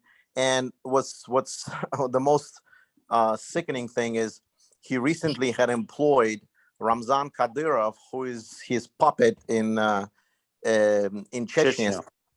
And he's currently is making plans to invade mostly Russian-speaking city of Kharkiv. There's mostly Russians that live in that city. I mean, demographics, it's unbelievable. And let me tell you, not to say anything ethnically or anything, but he's particularly, and I, absolutely respect Chechen people, but he's been ruling the Chechen state with his iron hand, and whatever he's gonna do to the Kharkiv is gonna be a travesty. He's gonna destroy that town. They're already bombing. They recently had bombed a 9-story building completely. Was about 50 people that died. They had they said they opened the corridor for humanitarians to escape. Nobody's escaping because people are afraid. So it's travesty what's happening. So I'm going to let others talk. Sorry. Yeah, Aaron, do you have any comments on this? Yeah. So what I'd like to do is sort of maybe lead off with what we can see, at least at this point in the low information environment we have, of what the Russian assumptions were going in. I would call this the Plan A. So the Plan A was basically a shock and awe campaign sort of a quick and dirty, partition of Ukraine and decapitate the government. It was, in sort of foreign policy terms, basically, these were all maximalist sort of objectives and goals. And it's treated, and it still does, Kyiv as the center of gravity. Not Zelensky and his leadership, which I would argue is a mismatch that the Ukrainians have at this point, and that they're taking advantage of. It was driven by war optimism, meaning, we can go in, we can showcase it. It basically didn't learn anything from 2014, at least at this point. It was driven sort of in a brazen, high risk taking approach, but at the same time, and this is what's sort of fascinating about it, is that it was held to a fairly high level of operational security. I don't think you can claim any campaign, maybe in history, of this size that has had this much operational security, to a point, and this is sort of in the world of secrets, that you can be too secretive. Because if your people don't even know that they're actually not doing an exercise, that they're invading another country, or that they were in a low information environment, thinking that there was already maybe an agreement. So when the Russian soldiers and forces went over the border and began their and launched from their line of departure, they thought they were going to be, basically greeted as somebody who was freeing them. And so that I view that as sort of plan A, and they're still in plan A. And in the real world, not the video game world, when your plan A doesn't go the way you like it, it doesn't take hours and days to fix it. It takes typically weeks and months. And I would argue they're in the middle of fixing it, and I would call it Plan B. I don't know if you want me to go into that, Richard, or you want me to? No. I have some questions from the comments. Okay. Some of them I think we can handle pretty quickly. Will the current situation potentially lead to World War III? I think that is a possibility. I don't think that it's probable, because I don't see large-scale engagement from NATO that would lead to that World War III. I don't see Western boots on the ground in Ukraine, but I'll leave it to our panelists to. Yeah, so I have a quick point there on escalation. So when we say World War III, we kind of take a jump up a curve, and actually in the technical world of international relations, it's called the escalatory ladder. It's like a 44-step ladder by this famous guy, Kahn, who wrote a great book and all kinds of great papers on it in the 60s and 70s. So when we say World War III, we're assuming the top of that ladder. I don't think we're anywhere near that, but at the same time, I will say that in the last 7 days, the level of economic sanctions arguably is an economic embargo. And when you can sort of, and I don't mean this in sort of a normative way, but in sort of just trying to be objective, if you look at any state in the world that you put this much of an economic embargo on, that is in essence a declaration of economic war. And I don't think we've sort of, I think our desire to support the Ukrainians have sort of jumped that ladder, that escalatory ladder I was talking about, moving up that, without maybe the discourse to recognize that, that's a lot of steps up that ladder that the Russians could start to respond. And I would argue, and I know this would be a very, very small minority opinion, that the Russians are keeping this to a limited war within Ukraine, and that we are in the West expanding across what's called domains, like all the domains. Think of land war as a domain, special operations, cyber, air, these are all considered domains. And we're sort of expanding wide across all the domains within a week. And at this point, the Russians are either keeping their powder dry on escalating, or they're so consumed by moving to Plan B that they'll get back to this. They'll sort of ignore it until it bites. And I would argue the Russians are in this sort of it's a race right now. It's really, I think you're in a race right now. You're in a race of the Russians have to figure out how to reduce their war aims down to something they can achieve without getting to exhaustion, because every force gets to an exhaustion point where you have to, in essence, recycle. And that's probably a month, or maybe 2 max. At the same time, they have to pivot economically, basically to the non-aligned world that they have relationships with, and can, in essence, compensate for their hit to GDP, which will probably be 10% this year. And so, to me, that's sort of the race they're in. And, you know, everything that everyone's doing is sort of built around that race. So, All right. I don't know if that makes sense or not. Yeah. Now, one of the questions is, do people think that the Ukrainians can win? Is there any positive news that can come out of this?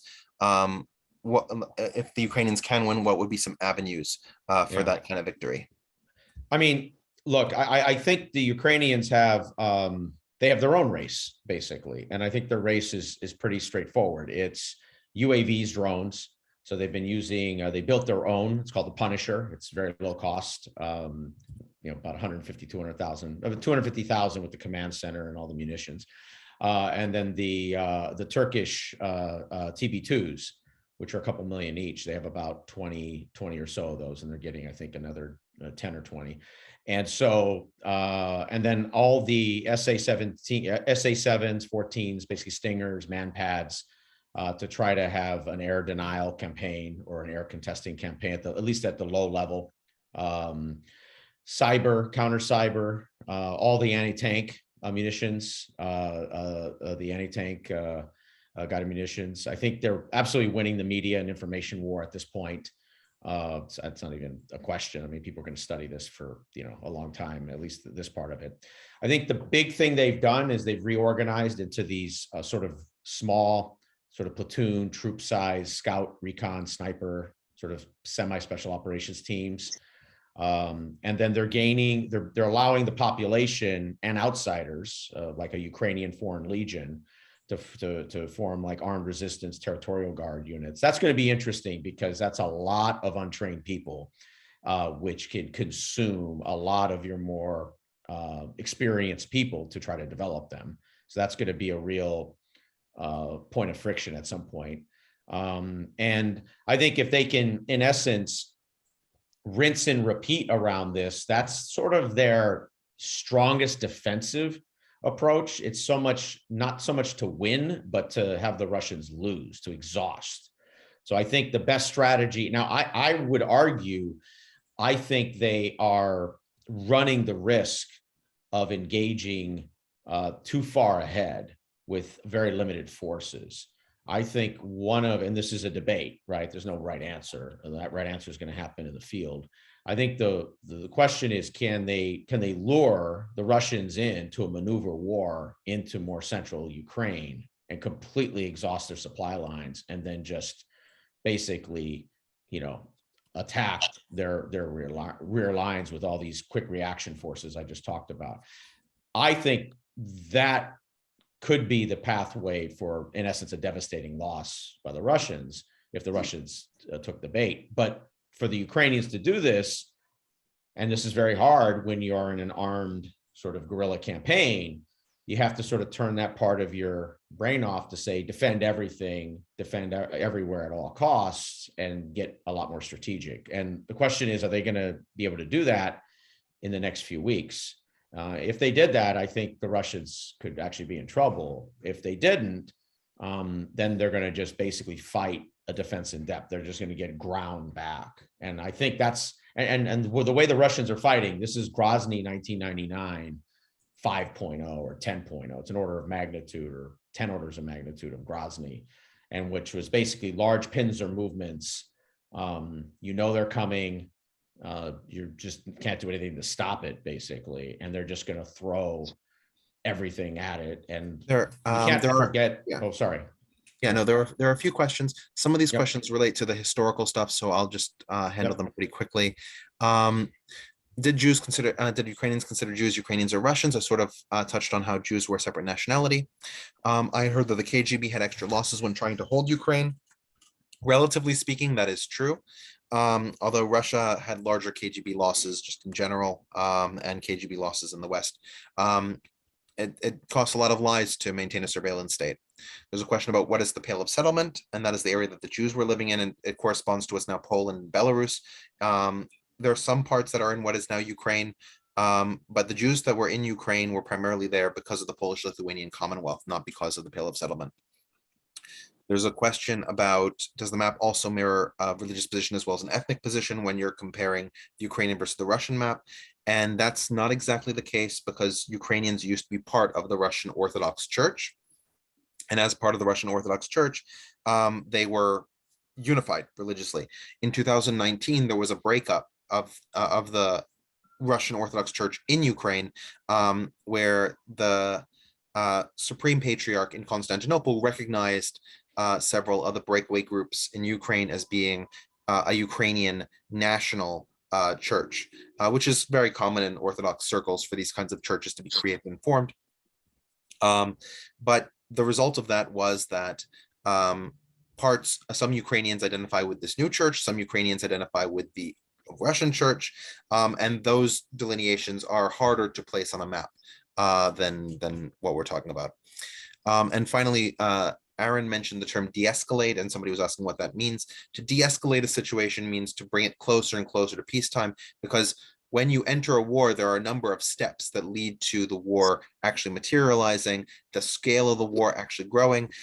As he mentioned, and I agree, but it's hard for us to see it, the war is actually in a very small state. It can be escalated far further, right? You can have large-scale bombing raids of Ukraine. You could have attacks that Russia would perpetrate against a NATO member. You could have large-scale blockades, food shortages, right? Within Ukraine, to force the population to surrender, like through these means.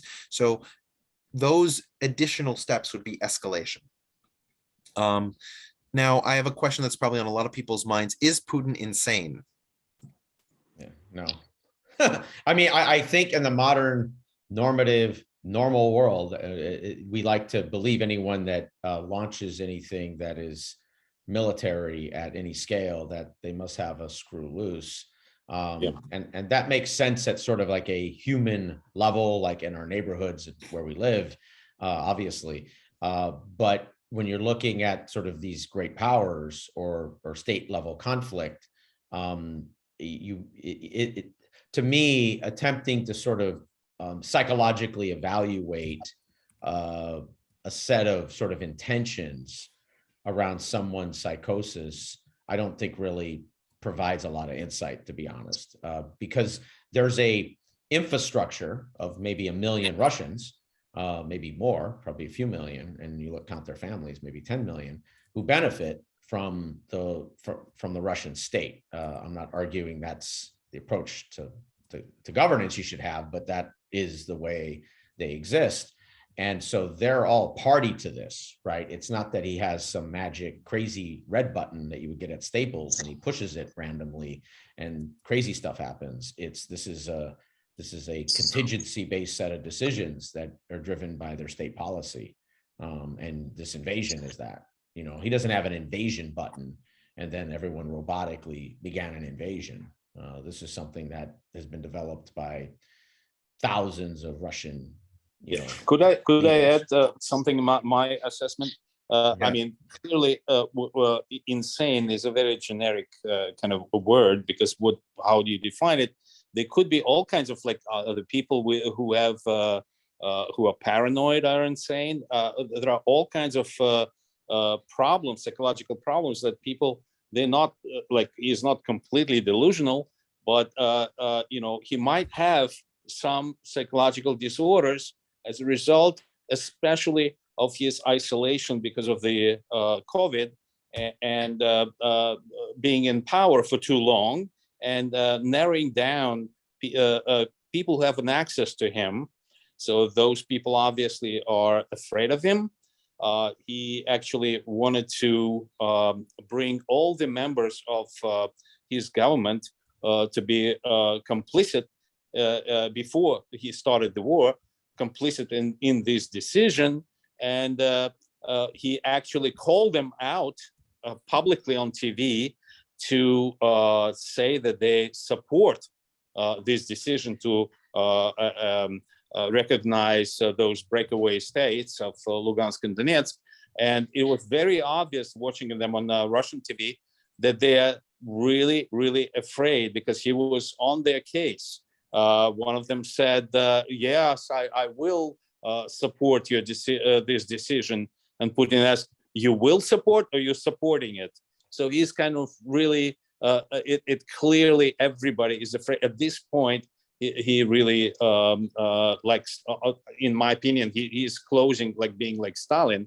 And whether that constitutes insane, and is he insane to start nuclear war? Hard to say, but he cannot lose this. He has no choice. He will throw everything that Russia has onto Ukraine, and whether Ukraine can withstand that or not, that's a big question. I mean, a lot of people. Well, and I think you're bringing up something, Greg, which is something we can't forget, that as bad as this has gone for the Russians so far, we can't forget that they're an artillery army. I mean, that is their identity fundamentally, as a land army. And in the West, we use basically airframes as our artillery.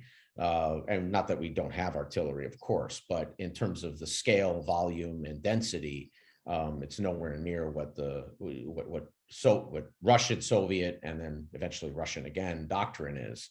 And so in the end, he is going, or they, and I want to get away from he, because I think we are just so over personalizing this, because there is a they, there's a command they are going to really apply this pincer movement, which will just grow over time. And now the question is, and this is really the issue I was bringing up earlier, which is the Russian assumption is that Kyiv is the center of gravity. And if those of you know or have heard of Clausewitz, or the sort of concept of where the center of power is within a state, or its political and or economic and or military power. So there's a judgment that that they made, which just like the United States made going into Iraq, that Saddam Hussein in Baghdad was the center of gravity, which obviously was not correct. There's a very similar assumption going on. And this is something great powers do when they tend to invade, is they make a very sort of linear judgment like this. I would argue. So now that we have this point that Putin's not really that insane, that he's at least thinking somewhat logically, what can he see as sort of the end goal of this? Because at best, he's got something very similar to the Iraq situation, right? Where he's occupying a hostile country. There's going to be some kind of large-scale insurgency. He's going to have to dedicate a lot of soldiers to maintaining it. What's sort of the thought process there? So I think he has a red line, which is the Odessa to Rostov. And we didn't talk about this. I brought it, I put it in the chat. So maybe if you want to give a little color, Richard, on the Crimea, 1783, et cetera, because that is extremely important. I argue that's his Hawaii. And from a Pacific Fleet standpoint. Just for a moment, if I can clarify what he's talking about, the city of Rostov is here, more or less, on the map, and the city and Crimea is here. So this Rostov to Crimea connection that he's talking about is controlling this piece of land that would make Crimea directly attached to Russia, right? Because here it's connected by a bridge, and would make sure that Russia controls the city of Kherson, meaning that it can make sure that Crimea has access to water. So this entire area would be under Russian control. And I also go all the way to Odessa because that gives them a defensive line, obviously. Yeah. So that's why I add that. So just so you know. So anyways, if you can, do we want to talk a little bit about why that's important? I mean, it's not just sort of random. It has. Well, I mean, we talked about the oil situation. We talked about the control of the Black Sea situation. We talked about the Crimea situation with Sevastopol. Well, yeah, no, okay, so Sevastopol, but yeah, so the Black Sea is the warm water port for the Russian Navy, and this is their global navy. So, and this is established going back to 1783, and the three greatest admirals and one of the greatest admirals in history, are basically the people who established that and built this navy that is sort of fundamental to the ability of the Russians to project power. And I argue this is a similar red line as the United States had with Hawaii and Pearl Harbor going into the war with the Japanese. And so I think we have to sort of evaluate if the goal is to get to ceasefires, and the Ukrainians are obviously pressing the gas. They have one direction they're going, they're pressing the gas, and they're asking for a faster gas pedal.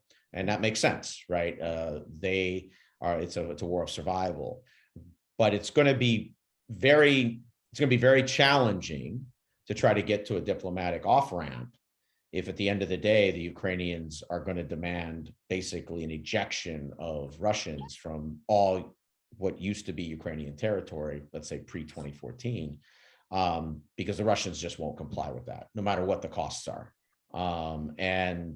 Because it's at a strategic intent level. Then it's larger than Ukraine, and so this is going to be the challenge in the next matter of weeks and months, if there's going to be any diplomatic solutions or off ramps that are going to get constructed, because I think that's war aim number one. I've always viewed that as war aim number one, is secure that, guarantee that's outcome. War aim number two, I would say, is create basically left bank Ukraine as a set of artificial Russian republics. So basically all of the, you have the map there, everything east of the Dnieper River, those would become, and that would, to me, that would be sort of the second aim. And then the third one would be a favorable government in Ukraine. You could do one and not get two. You could do 1 and 2 and not get 3, but you can't do 2 and 3 and not get 1, which is obviously Sevastopol. And I think it's important to think of it that way. Absolutely. Now, there are sort of two functional questions that people have asked. Does anybody have any particular website or affiliated group that they can post in the comments for everybody to read about places where you can donate to help Ukrainians who are suffering and help them move through the humanitarian disaster? So I know Ukraine's embassy does on their website, and also the Red Cross has set up, or they're setting up a special mission. And also the EU has a, I forgot what the name of the sort of EU's inner Red Cross is. They have their own links. Aaron, can you share the links if you can find, please? Yeah, I'll dig these up. Yeah. Okay. Now, another question that people have had is whether or not mercenaries, wet work teams, other types of militants that are supported by the West could be brought into Ukraine to tip the balance. Should NATO members sanction Russia's oil sector, all those kinds of things? Yeah. So I have an answer around the whole escalate. This is back to that escalation discussion, which is if everyone can follow that a separate type of activity is considered a domain, like cyber is a domain, armored warfare is a domain, special operations, intelligence type stuff is a domain. So I think there's this challenge in the West in terms of supporting the Ukrainians, is that how many domains do we want to expand to support the Ukrainians that run the risk of triggering a Russian escalation? Because I would argue the Russians, there's a set of escalations the Russians haven't triggered yet, which I don't really hear discussed. And I think they're pretty important. I don't know if we want to bring any of those up, Richard, or not, but. I mean, I think we mentioned some of them when I talked about, expanding them. I think actually that might be, because I have that question here, right? What are the ways the Russians can escalate the conflict? I guess I have that twice because I thought it was so important. As opposed So I would say they have, and I'll quickly go through these. I've categorized sort of 8 big ones. They can, in essence, generate the largest migration, humanitarian depopulation event, at least in terms of orchestration, probably since some of your presentations in the 1800s, where you could have tens of millions of Ukrainians flooding into mostly Poland, Germany, France, UK, Italy, the large European states, Hungary, which will have a dramatic effect on their politics, on everything, right? I mean, it will just overwhelm them. That's one. The amplification into what I call the dirty war, right? So Chechnya 5.0. And the Russians are preparing to do this. I mean, that, I argue, is the reversion to the mean in terms of Russian doctrine. So they're going to revert to the mean. They tried it in this sort of postmodern way, is the last week or two, and I think they're now going to revert to the mean, which is go dirty and go hard. I'd say the third one is starting to expand operations from Moldova and Belarus at scale. That would be a substantial escalation. Then the next one is cutting off EU energy.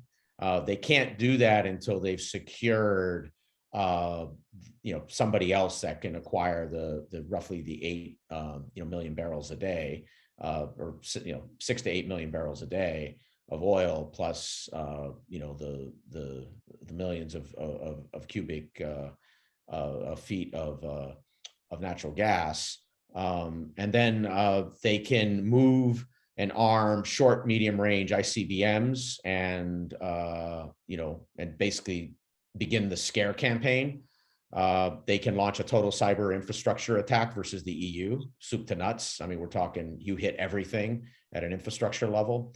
And then they can launch, and this would be sort of their response to an economic war, is you basically go after the banking system. Now there's a blowback on that, obviously, everywhere, but that is sort of the burn the house down strategy. And then the last one is they move their nuclear subfleets to encircle Europe, Baltics, North Sea, Atlantic, Mediterranean. So then that forces, by US naval doctrine, US Ohio and Virginia class subs. And now we get sort of hunt for Red October mode. And that is probably the biggest escalation they could do. And this is all done to force the EU to back down, basically, and then ultimately NATO, and then force some type of limited war. So to me, that's their escalatory curve. It hopefully sounds scary because it should be, and I think they've held all this back, and I don't think we sort of have processed that, and we're pressing the gas in the West, and the Ukrainians are pressing 2 gases. And at some point, they're going to start to shift. And this feeds something we don't know, which is we might think, go ahead. Sorry to stop you, but we want to hear, and again, we want to hear Patty's perspective. You just made a... Oh, I'm sorry. I didn't go ahead. Sorry. And then Patty, go ahead. You know what? I think what I just said in the comments is being exaggerated. And at the moment, I feel uncomfortable because I think that it's being taken the wrong way. I do have perspectives. But what we want to do is you tell us how. Zach, just let her speak. Okay, I do have perspectives, but there's a certain focus going on right now. And my perspectives tend to be somewhat different and tangential to some of what you're talking about. And since you have a very active conversation going on, I don't think anything I have to say would be helpful. And I didn't mean to make it seem like it was a contentious thing at all. It isn't. I don't feel in any way that I'm being... Well, actually, I was going to change the topic. So if you want to change the topic first, go ahead. Not like out of the blue like that. I mean, it has occurred to me, I think I mentioned it before, that naturally we're very focused on the humanitarian aspects of this, and I think that's natural human behavior. And in doing that, I mean, we tend to automatically polarize this. It's either Putin or the Ukrainians, which is understandable. It's a very difficult situation with a lot of potential ramifications for not just those principles, but the world at large. It has occurred to me that Putin really does not care about much else other than to lay claim to the Ukraine, or to Ukraine, and he thinks of it as the Ukraine, I should clarify. I don't think it matters to him how many people he kills, how many people he forces to leave for whatever reason. I think depopulating the area serves his purposes as well as any other. I think creating massive refugee crises in Europe, NATO countries especially, serves his purpose because it distracts the West, especially Europeans, from what he's doing. And again, I don't know how much validity you feel that has to this sort of discussion, but I do think that in some ways we get focused on nitty gritty, like how can we help Ukrainians? So that sort of gets us, deep into the granular aspect, and not so much into what we can reasonably do and what we can reasonably expect. I really believe that Putin would or will use nuclear weapons if he feels that he does not have any face-saving, for what he considers face-saving off-ramps for this. In the meantime, I've been worried for some time, and these nuclear, what's the heck's the name of it? Oh, Chernobyl was first, and now the most recent one. I think that he's possibly, because he has accused the Ukrainians of being rebels and that sort of thing.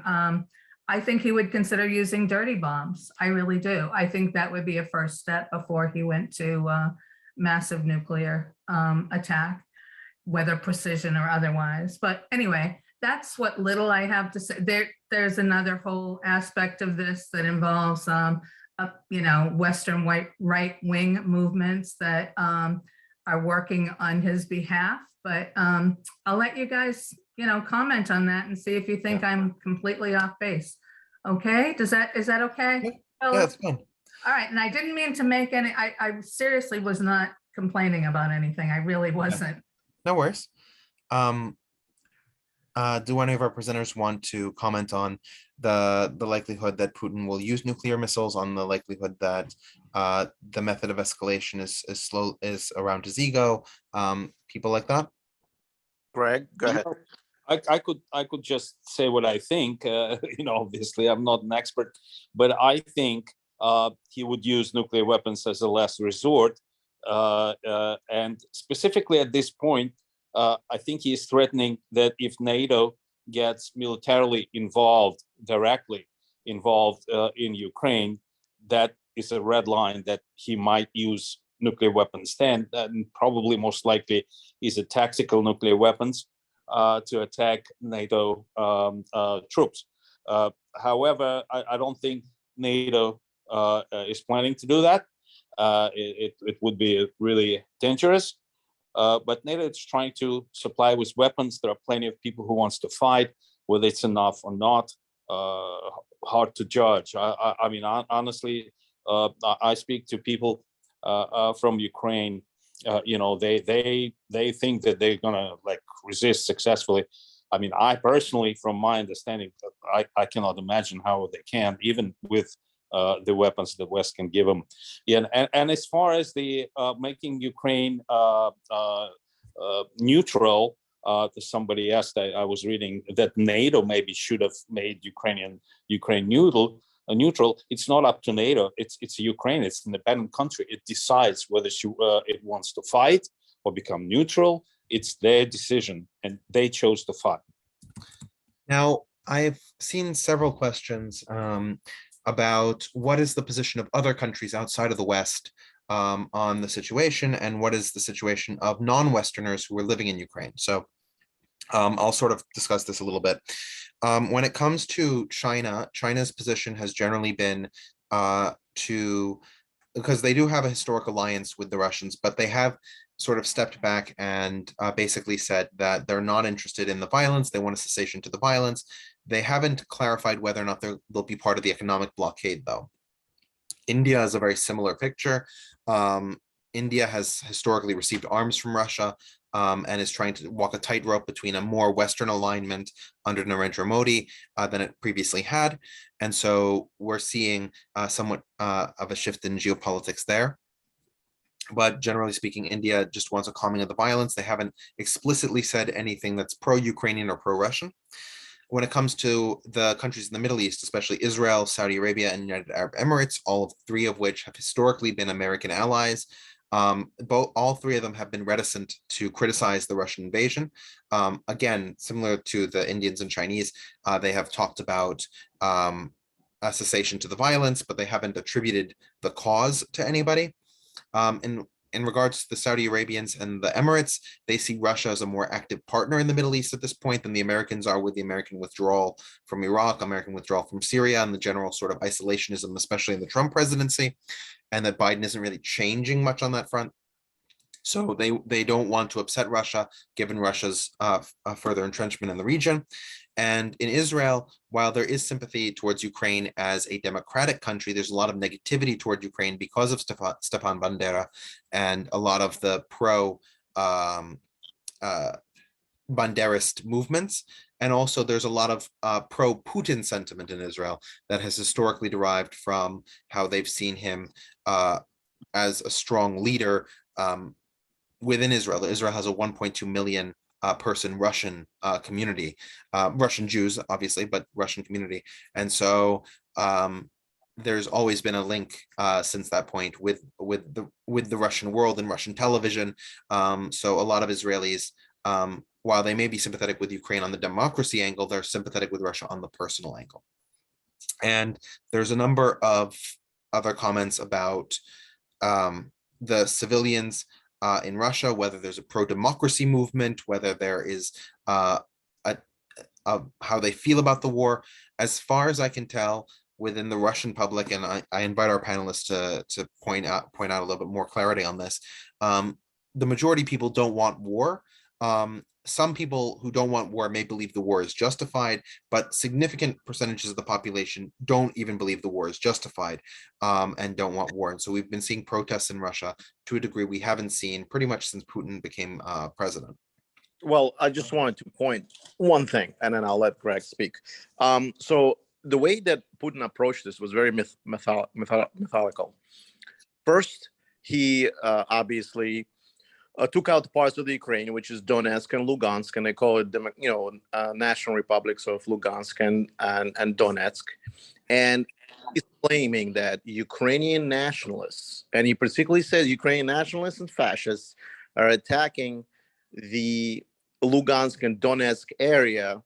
And basically, he's saying that they're killing children, they're killing, the populace, and therefore, his denazification, demilitarization, is to then dismiss Ukrainian government in order to help these two republics that are within Ukraine to then basically live peacefully. And right now, believe it or not, a lot of the Russian, and by the way, they just stopped broadcasting Facebook, and no longer, if you're a Russian citizen, you can't go on Facebook anymore.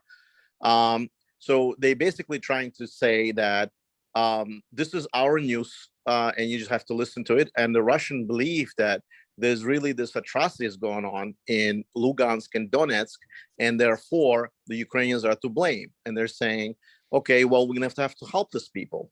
And it's absolutely not true in that regard. And therefore, he has a carte blanche to then attack the whole Ukraine. Today, he had a meeting with the pilots, women pilots, and stewardesses of a Russian group, and he said one very interesting thing. He said, if Ukraine behaves the way it behaves, they will lose their government and they'll lose their independence. That was his final goal, and it was his goal from the beginning. He wanted to dismiss the government. He wanted Ukrainians to be not independent anymore. He wants to basically bring in Ukraine with Russia. There would be no longer puppet state. They would be part of the Russian Federal Republic. And that's my 2 cents. Yeah, I actually agree. That's his wish. He would love to just bring Ukraine under a Russian umbrella entirely. Whether it's possible is another question. It seems that Ukrainians are determined to stand up to that.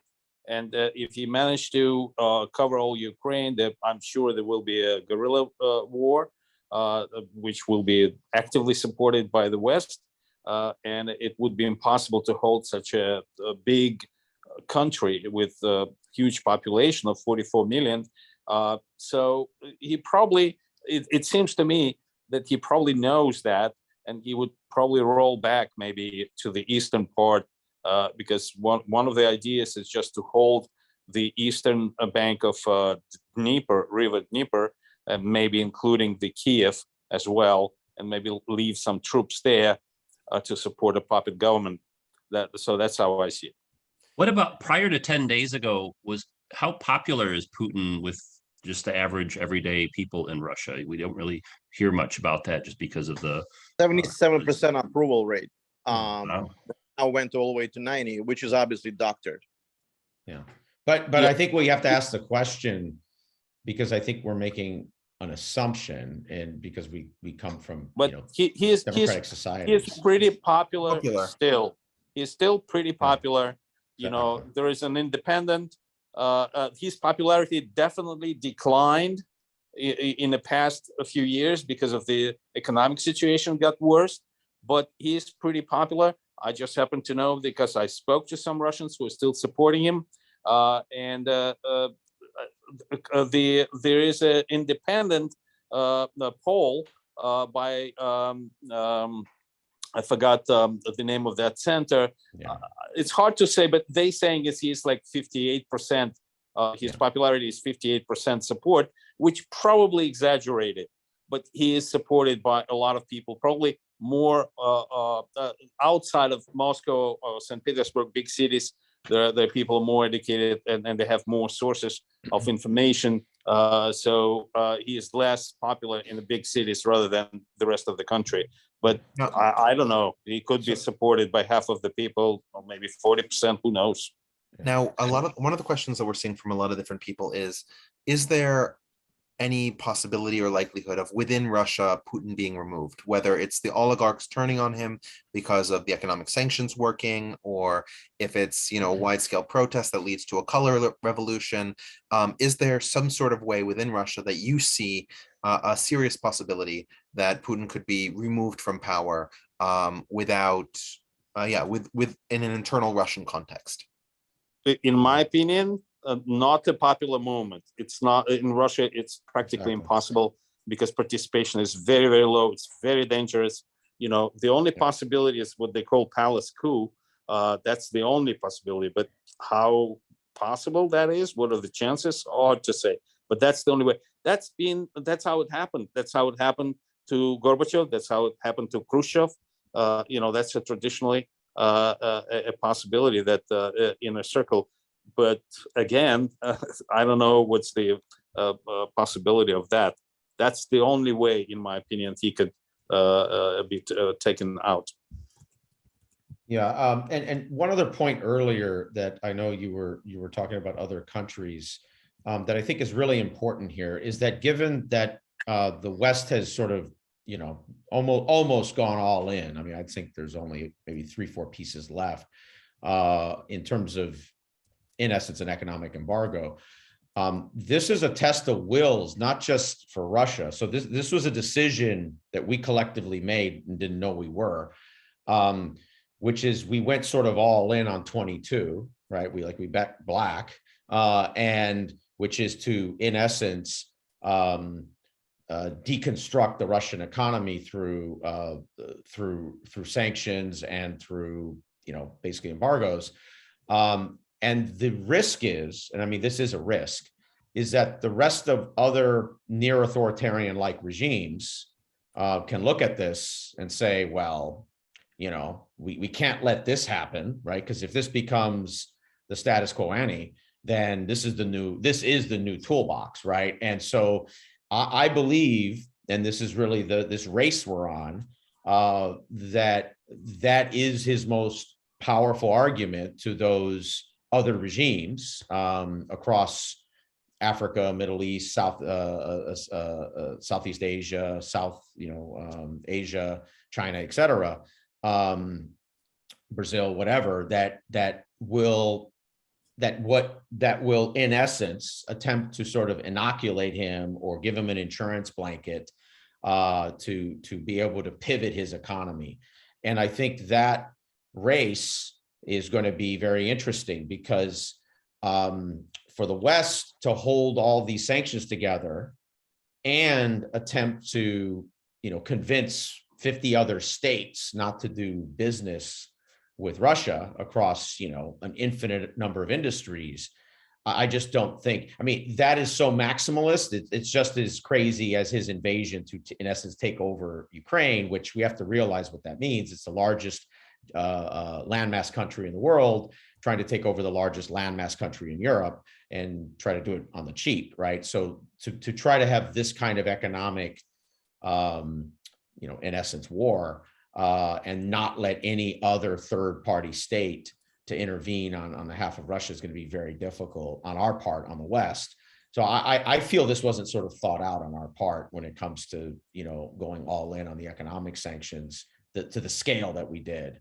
And to me, the big one was the central bank. To me, I was shocked. I thought that was a real red line, actually, because you're in essence, let's just say freezing another state's assets in reserves that are held in other central banks. I think the repercussions of this are going to be massive around the world over the next decade. If you are a state that questions your place in the world order, you will not risk your reserve assets being put into, sanctionable states to any large scale. You might have it 5-10%. You won't have 60-80%. It won't be a number like that. So I think that to me is a big question mark and a race that we're in right now. To me, that's a pretty big, important thing to pay attention to.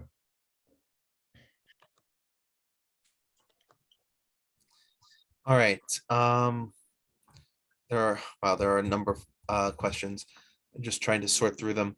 Can somebody talk about the no-fly zones and what is the possibility of them? What should they be engaged? Should they not be engaged? What are the possible ramifications of trying to create a no-fly zone in Ukraine at the moment? So I could only say go ahead. One thing that Putin, very clearly said that this is the red line. Before, can you tell people what a no-fly zone is for people that aren't maybe familiar with that term? Sure. A no-fly zone is when you have aircraft of one country patrolling disputed territory, and they will shoot down anything that rises up off the ground. So especially if it bears the marks of any party that is not part of the enforcer group of the no-fly zone. So in this case, it would be NATO flying their airplanes over Ukrainian territory and shooting down any Russian plane that penetrates Ukrainian airspace. Awesome, thank you. One other quick point to this that I think isn't really. Oh no, let's wait, Aaron, hold on one second. Greg was. Greg was. Oh, I'm sorry. I'm sorry, yeah, Greg. No. Greg, why don't you continue sharing your thoughts? Sorry, I just wanted to make sure that people understood what we were talking about. And then Aaron will go to you. Yeah. Putin said that creating a no-fly zone in Ukraine would be a red line, and that means that he would use nuclear weapons if that happens. So I don't think there is much of a chance of doing this. So we shouldn't even think about this because he is serious, I think. He's not bluffing about that, and I'm not talking about the nuclear weapons in the ballistic nuclear weapons. I'm talking about the tactical nuclear weapons against the air defense that's providing no-fly zone. Sorry, and on the same token, what about doing anti-aircraft batteries within Ukraine as a way of creating a no-fly zone? Well, so quick point, and this sort of builds on what Greg was saying, is that we are in this, I would say, sliding into this escalation side where we are, there's Polish Grom M, which in the NATO terms are called SA-18s, which are the IGLA, basically man-pad systems. So think of them as like Stingers. They are being used by Ukrainians now. So we are in this strange position where we are escalating in. So if you think of the air, right? So don't think of it as you contest everything, but think of the low-lying air, basically everything up to a couple miles. The Ukrainians are basically getting a no-fly zone constructed at the low level, and NATO is sort of winking and nodding their way there, which is this is going to be an interesting test because there isn't the traditional sort of air defense consolidated radar systems when you do this. This is more opportunistic. It's sort of like RPGs in the sky, and so that's going to be one I think the Ukrainians will probably pull off, but the risk is the Russian response, right? The Russian response is just going to be fly higher and fly heavier, right? And I think the Russians have an escalation in the air, and that is to bring in Tupolev bombers. And that changes the complete equation because that's like super Grozny, where you have aerial bombing. And I think that's the risk we run into if we make it so difficult that the Russians can't use lower flying aircraft, basically their version of combat air patrols, then the Russians are just going to fly higher and fly heavier. And they're going to, have less precision strikes. Not that they have extremely precision strikes right now anyways, but it's just going to be aerial bomb. It's going to be like World War II aerial bombing. And so I think that's the thing you want to watch there. And nobody's really talking about that. It's sort of throw everything at the Ukrainians to, win the day, which I understand that. But that win the day is building a new policy.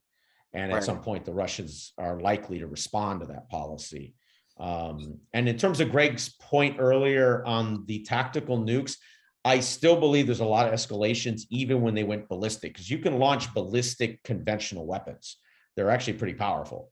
They're equivalent of about 10 cruise missiles. So, you can have a 20,000 pound, like the amount of energy generated is pretty substantial. So they could launch basically the equivalent of conventional non-nuclear ICBMs, which would be pretty devastating towards targets. And I think that would be a stage they would go through before they would go nuclear, and there would be a lot of sort of sub-stages in there, which I think we would respond very quickly by turning off the air defense systems and getting away.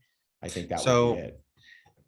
Since there are only about 15 minutes away, 15 minutes left in the session, I sort of wanted to put out there that given the amount of interest that we're seeing, we were considering doing another series on this, maybe in a few weeks' time, maybe a month's time, where we would delve deeper into the history, or we could delve more into the current conflict analysis. What are you doing tomorrow? No, I'm just kidding. I don't know about you. I have No, just kidding. I have I'm just non-Ukrainian obligations. So if you guys are interested, Robert, could you construct a poll for us about where they would want the next session, let's say in 3 weeks to a month, to focus either on the modern conflict or the history, so that way we can prepare and provide another session where we can talk about more of these topics. I've seen, and while he's doing that, I've seen several questions about the situation of racism and migrants within Ukraine. What you're basically seeing there is sort of a Ukrainian first policy. And it's not an official policy. The Ukrainian government is trying to tell people not to be discriminatory, and the same with the Polish leadership and the Romanian and Hungarian leadership on the receiving end of these immigrants. But the people on the ground are not necessarily the most skilled, well-lettered individuals. And so what you're basically seeing is Ukrainians choosing Ukrainians over foreigners. And you have a large number of foreigners, especially in cities like Kharkiv, which is under heavy shelling right now, the second largest city in Ukraine. And the reason for that is that Kharkiv has about 20 different universities, or had. You don't know how much still survives. But because of that, you had a lot of foreign students, because tuition is about $10,000 a year, which is affordable for Africans, as opposed to the United States, where tuition is substantially more than that. So you see a lot of these people, and they're trying to get onto the trains, and they're being pushed off, and that's what you're seeing on the news, is these migrants trying to get out. Now, a secondary corollary issue is that most of these countries have a different visa policy vis-a-vis the Ukraine than do Ukrainians. Ukrainians have visa-free entry to Europe the same way that, for example, you as an American typically, right? You fly to Ukraine, you fly to Britain or France or whatever, you just show your passport, you're let in. That's the same for Ukrainian citizens going to Europe. For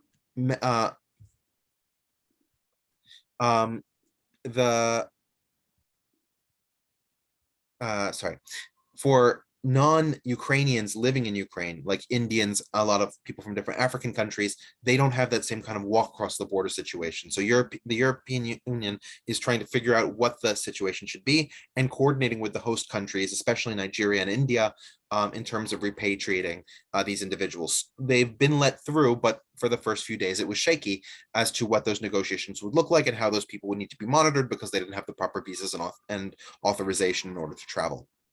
So that's what you're seeing. If you're talking about some of for example, the Azov brigades, which are pro-Ukrainian neo-Nazi groups, and some of the neo-Nazi groups that are affiliated with the Russian army as paramilitaries, especially if you look at Donetsk, Lugansk, those are organizations that have been catalyzed because they have additional arms and armament, and don't necessarily reflect the official policies of the governments that are permitting them action.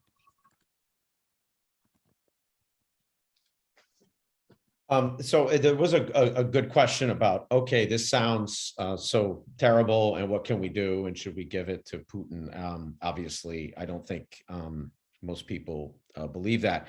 I have an opinion, which is, given how fast in the modern world things escalate, I think we should look at people who Putin would sit down with. And I think one of those is former Chancellor Merkel. I think another person, and this might be controversial for some people, but if you sort of can strip that away and look at sort of her background as a specialist in Russian and fluent Russian speaker like Merkel, is actually a former Secretary of State Condi Rice. And so if you had a Rice Merkel sort of, shuttle diplomacy team that, can in essence speak in fluent Russian, because Merkel is a fluent Russian speaker and speaks to Putin in Russia and she's met him over 100 times and had over 1,000 conversations. Yeah, obviously. And Putin also speaks German. And so you can get to this, you can have this parallel track that, let's just call it sort of the adult track at this point. And then, that happens sort of in the back channel, kind of Cuban Missile Crisis mode, to prevent sort of a Cuban Missile Crisis. And then I think the goal has to be to get to some, either ceasefire or cessation of hostilities, or what's called conflict termination, or at least a pathway there. And I think, to me, that's sort of the thing that could go on. And the reason that's important to establish is that can be this, think of it as this sort of collection point on all sides for escalation. Meaning the day the UK wants to do X, whatever, we're gonna eminent domain 5,000 Russian properties on Monday. It's like timeout. That goes through that process, not because that's not the right thing to do at a moral level and so on, is that if we're down a path, or we're attempting to get down a path where we're trying to bring down the hostilities and the escalation cycle, we don't want a whole bunch of rogue actors that are triggering disruption to that process, which right now we don't have this. Like, this doesn't exist right now. The UN is not a party to this right now. I don't think they will be. They'll have roughly the same response that they had during COVID. I mean, they'll just be a byproduct of what was going on. And you don't have it with the EU, and you clearly don't have it with NATO. And so there's no parties right now. So people are just escalating. And I think there has to be some set of parties that, whatever your politics are, I mean, no offense, I don't really care, because I value the expertise and the ability in the specialization or the relationships. And to me, that's sort of what counts right now. Well, for the next presentation, we definitely will have more of an aspect. What I wanted to do is maybe, with Robert permission, and, just to talk about the programs that we offer within our group, and then we can continue discussion. Is that okay, Robert? I mean, I think that this should I think we only have about 5 minutes left, so let's give our sort of piece where we talk about what we do and how you can support us if you enjoy what we're doing, if you like hearing from us. So go ahead, Zach. Sure. So just heard from Richard. Richard is, and Aaron. Zach, keep in mind, a lot of people will be watching this after it's live on YouTube. So if you're talking about stuff, make sure you talk about, like, just overall kind of what you do, as opposed to what's happening, like, say, just next Thursday, if you don't mind. Okay. So our group is basically we're involved in doing now everything. So we used to do ancient history. Now we do medieval history, and we're doing the modern, more contemporary history, as you can see in today's discussion. So please do join. We'll put in a link, the history, most ancient. We do have a website. It's called omnicarta.org, which is, you get access to our Facebook, Twitter, YouTube channel. We have over 220 videos there. And I hope you liked what we have, and most of our discussions are just like that, with people talking to each other and giving an opinion. But we do have a concrete presentation like today. Thanks, Richard was an MC, and not to dive into a lot of the details, but like I said, when we talk about Roman Empire, Greek Empire, medieval times, Crusades, we talk about Soviet times, German World War II and stuff like that, and First World War, and now Ukrainian conflict. So do join our group, and if you do join our YouTube channel, please comment. And then we also, we do accept, support, whatever you can give. I will send money today also to a friend of mine who lives in Kiev and is in bunkers, many friends in his house, in the basement, because they're being bombed. So I'm going to send him about $100 today, whatever I can. And I try to help him out as well. And then we will try to donate money today to, if Aaron will post the link as well. Yeah, I did. So, I posted it already. I know, but post it again, because people aren't going to scroll up to like an hour ago in the chat. Okay. and we'll post our group, Fund Me group, and the PayPal. So if you give me 50 cents, $1, whatever, some of it is going to go to cover the cost of the group, and some of it will go for donation. And and I will also send it to Robert. Wherever I donate, I'll send him the receipt or whatever. And if you like the kind of people we are, or you like the kind of programming we do, then there's all kinds of stuff. I think, for example, I've been doing a Middle Eastern history series. That series on Thursday, and it's every Thursday, will have its 29th episode. And we have history of the Roman Empire. We have all kinds of discussions. And I also, so I encourage you to look out for our other things, many of which are co-hosted with Robert Kellerman's New York Culture Group. So if you're a member of that group, you'll see all those events showing up. we'd love to have you if you're interested in those things. And I wanted to apologize if you asked a question and I didn't get to answer it.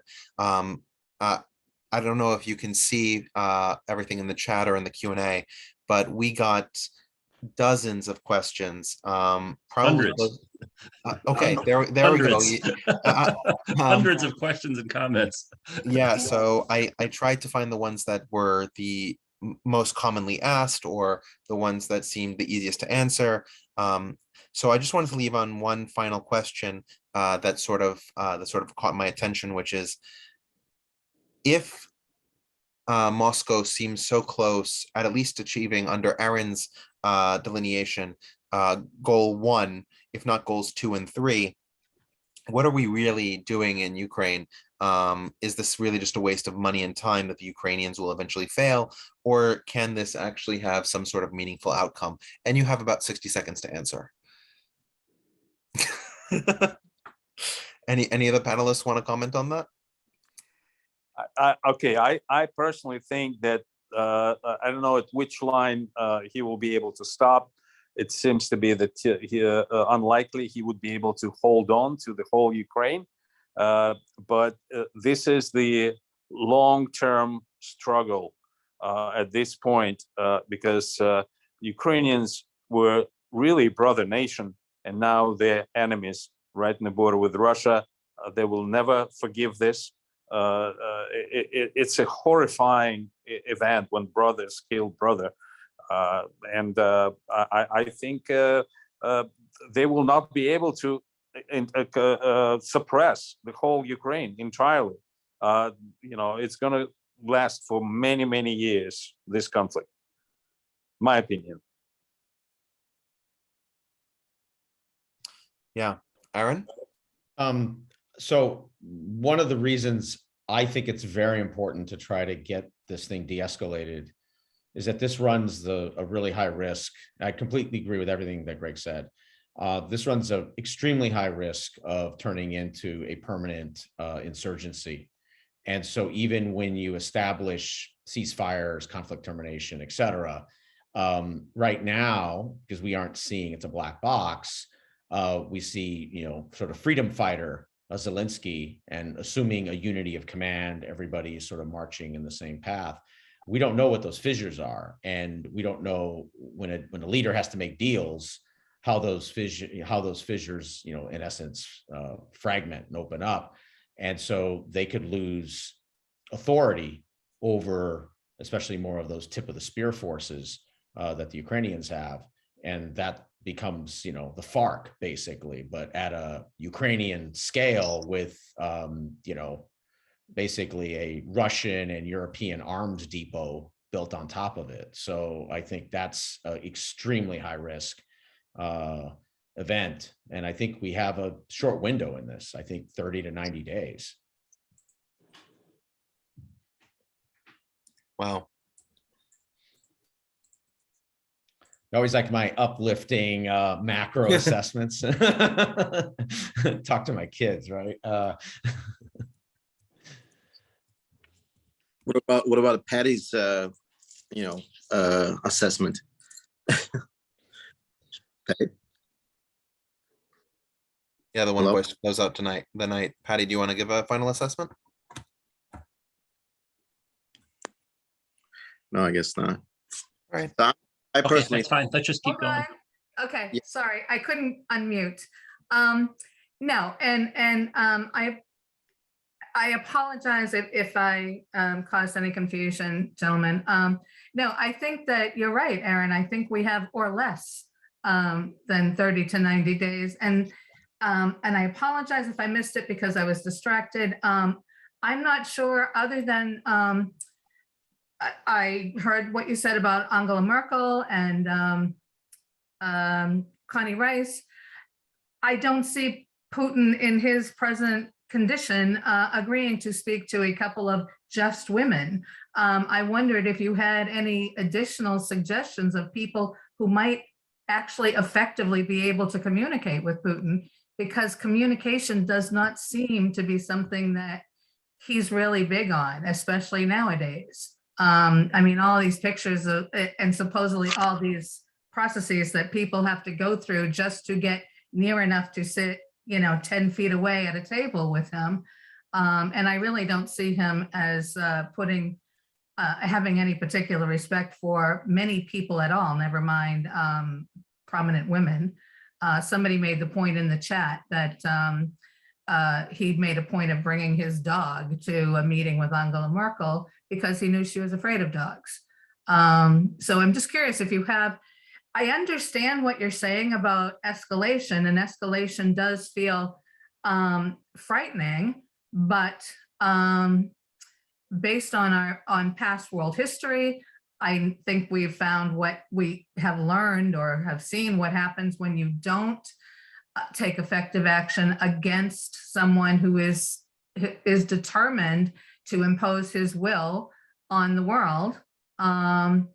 So I'm curious as to what other constructive things we might do besides that. I mean, I understand what you're saying about the economics being an escalation, but what other types of escalation are there that don't risk, that promise effectiveness, but don't risk retaliation? That would be my issue. Patty, I'll respond to that. In my opinion, the White House, regardless of who's in the White House, whether it's Republican, Democrat, they don't like to use outside people. And I think the Condi Rice Markle thing would be a great idea. But if you look through history, if you're in the White House and you're sending outside people, then that just is telling the world that you don't have the capabilities inside your house to take care of the problem. So I would think that whoever the president is, they would say, well, no, we don't need Condi Rice. We need whoever our Secretary of State is to go over there, or whoever our, this person or that person. So if you look through history, there hasn't really been a lot of instances where the White House has sent some kind of independent person to go negotiate. Yeah, maybe for like a hostage, one person being released, like the Bill Richardson's a good example, but they don't typically send people that aren't on the formal team to these places. It's a good idea and it's worth a try, particularly if things escalate. But I just don't really see that happening, just in my opinion, because there's not really many examples through history where any administration throughout history has done anything like that.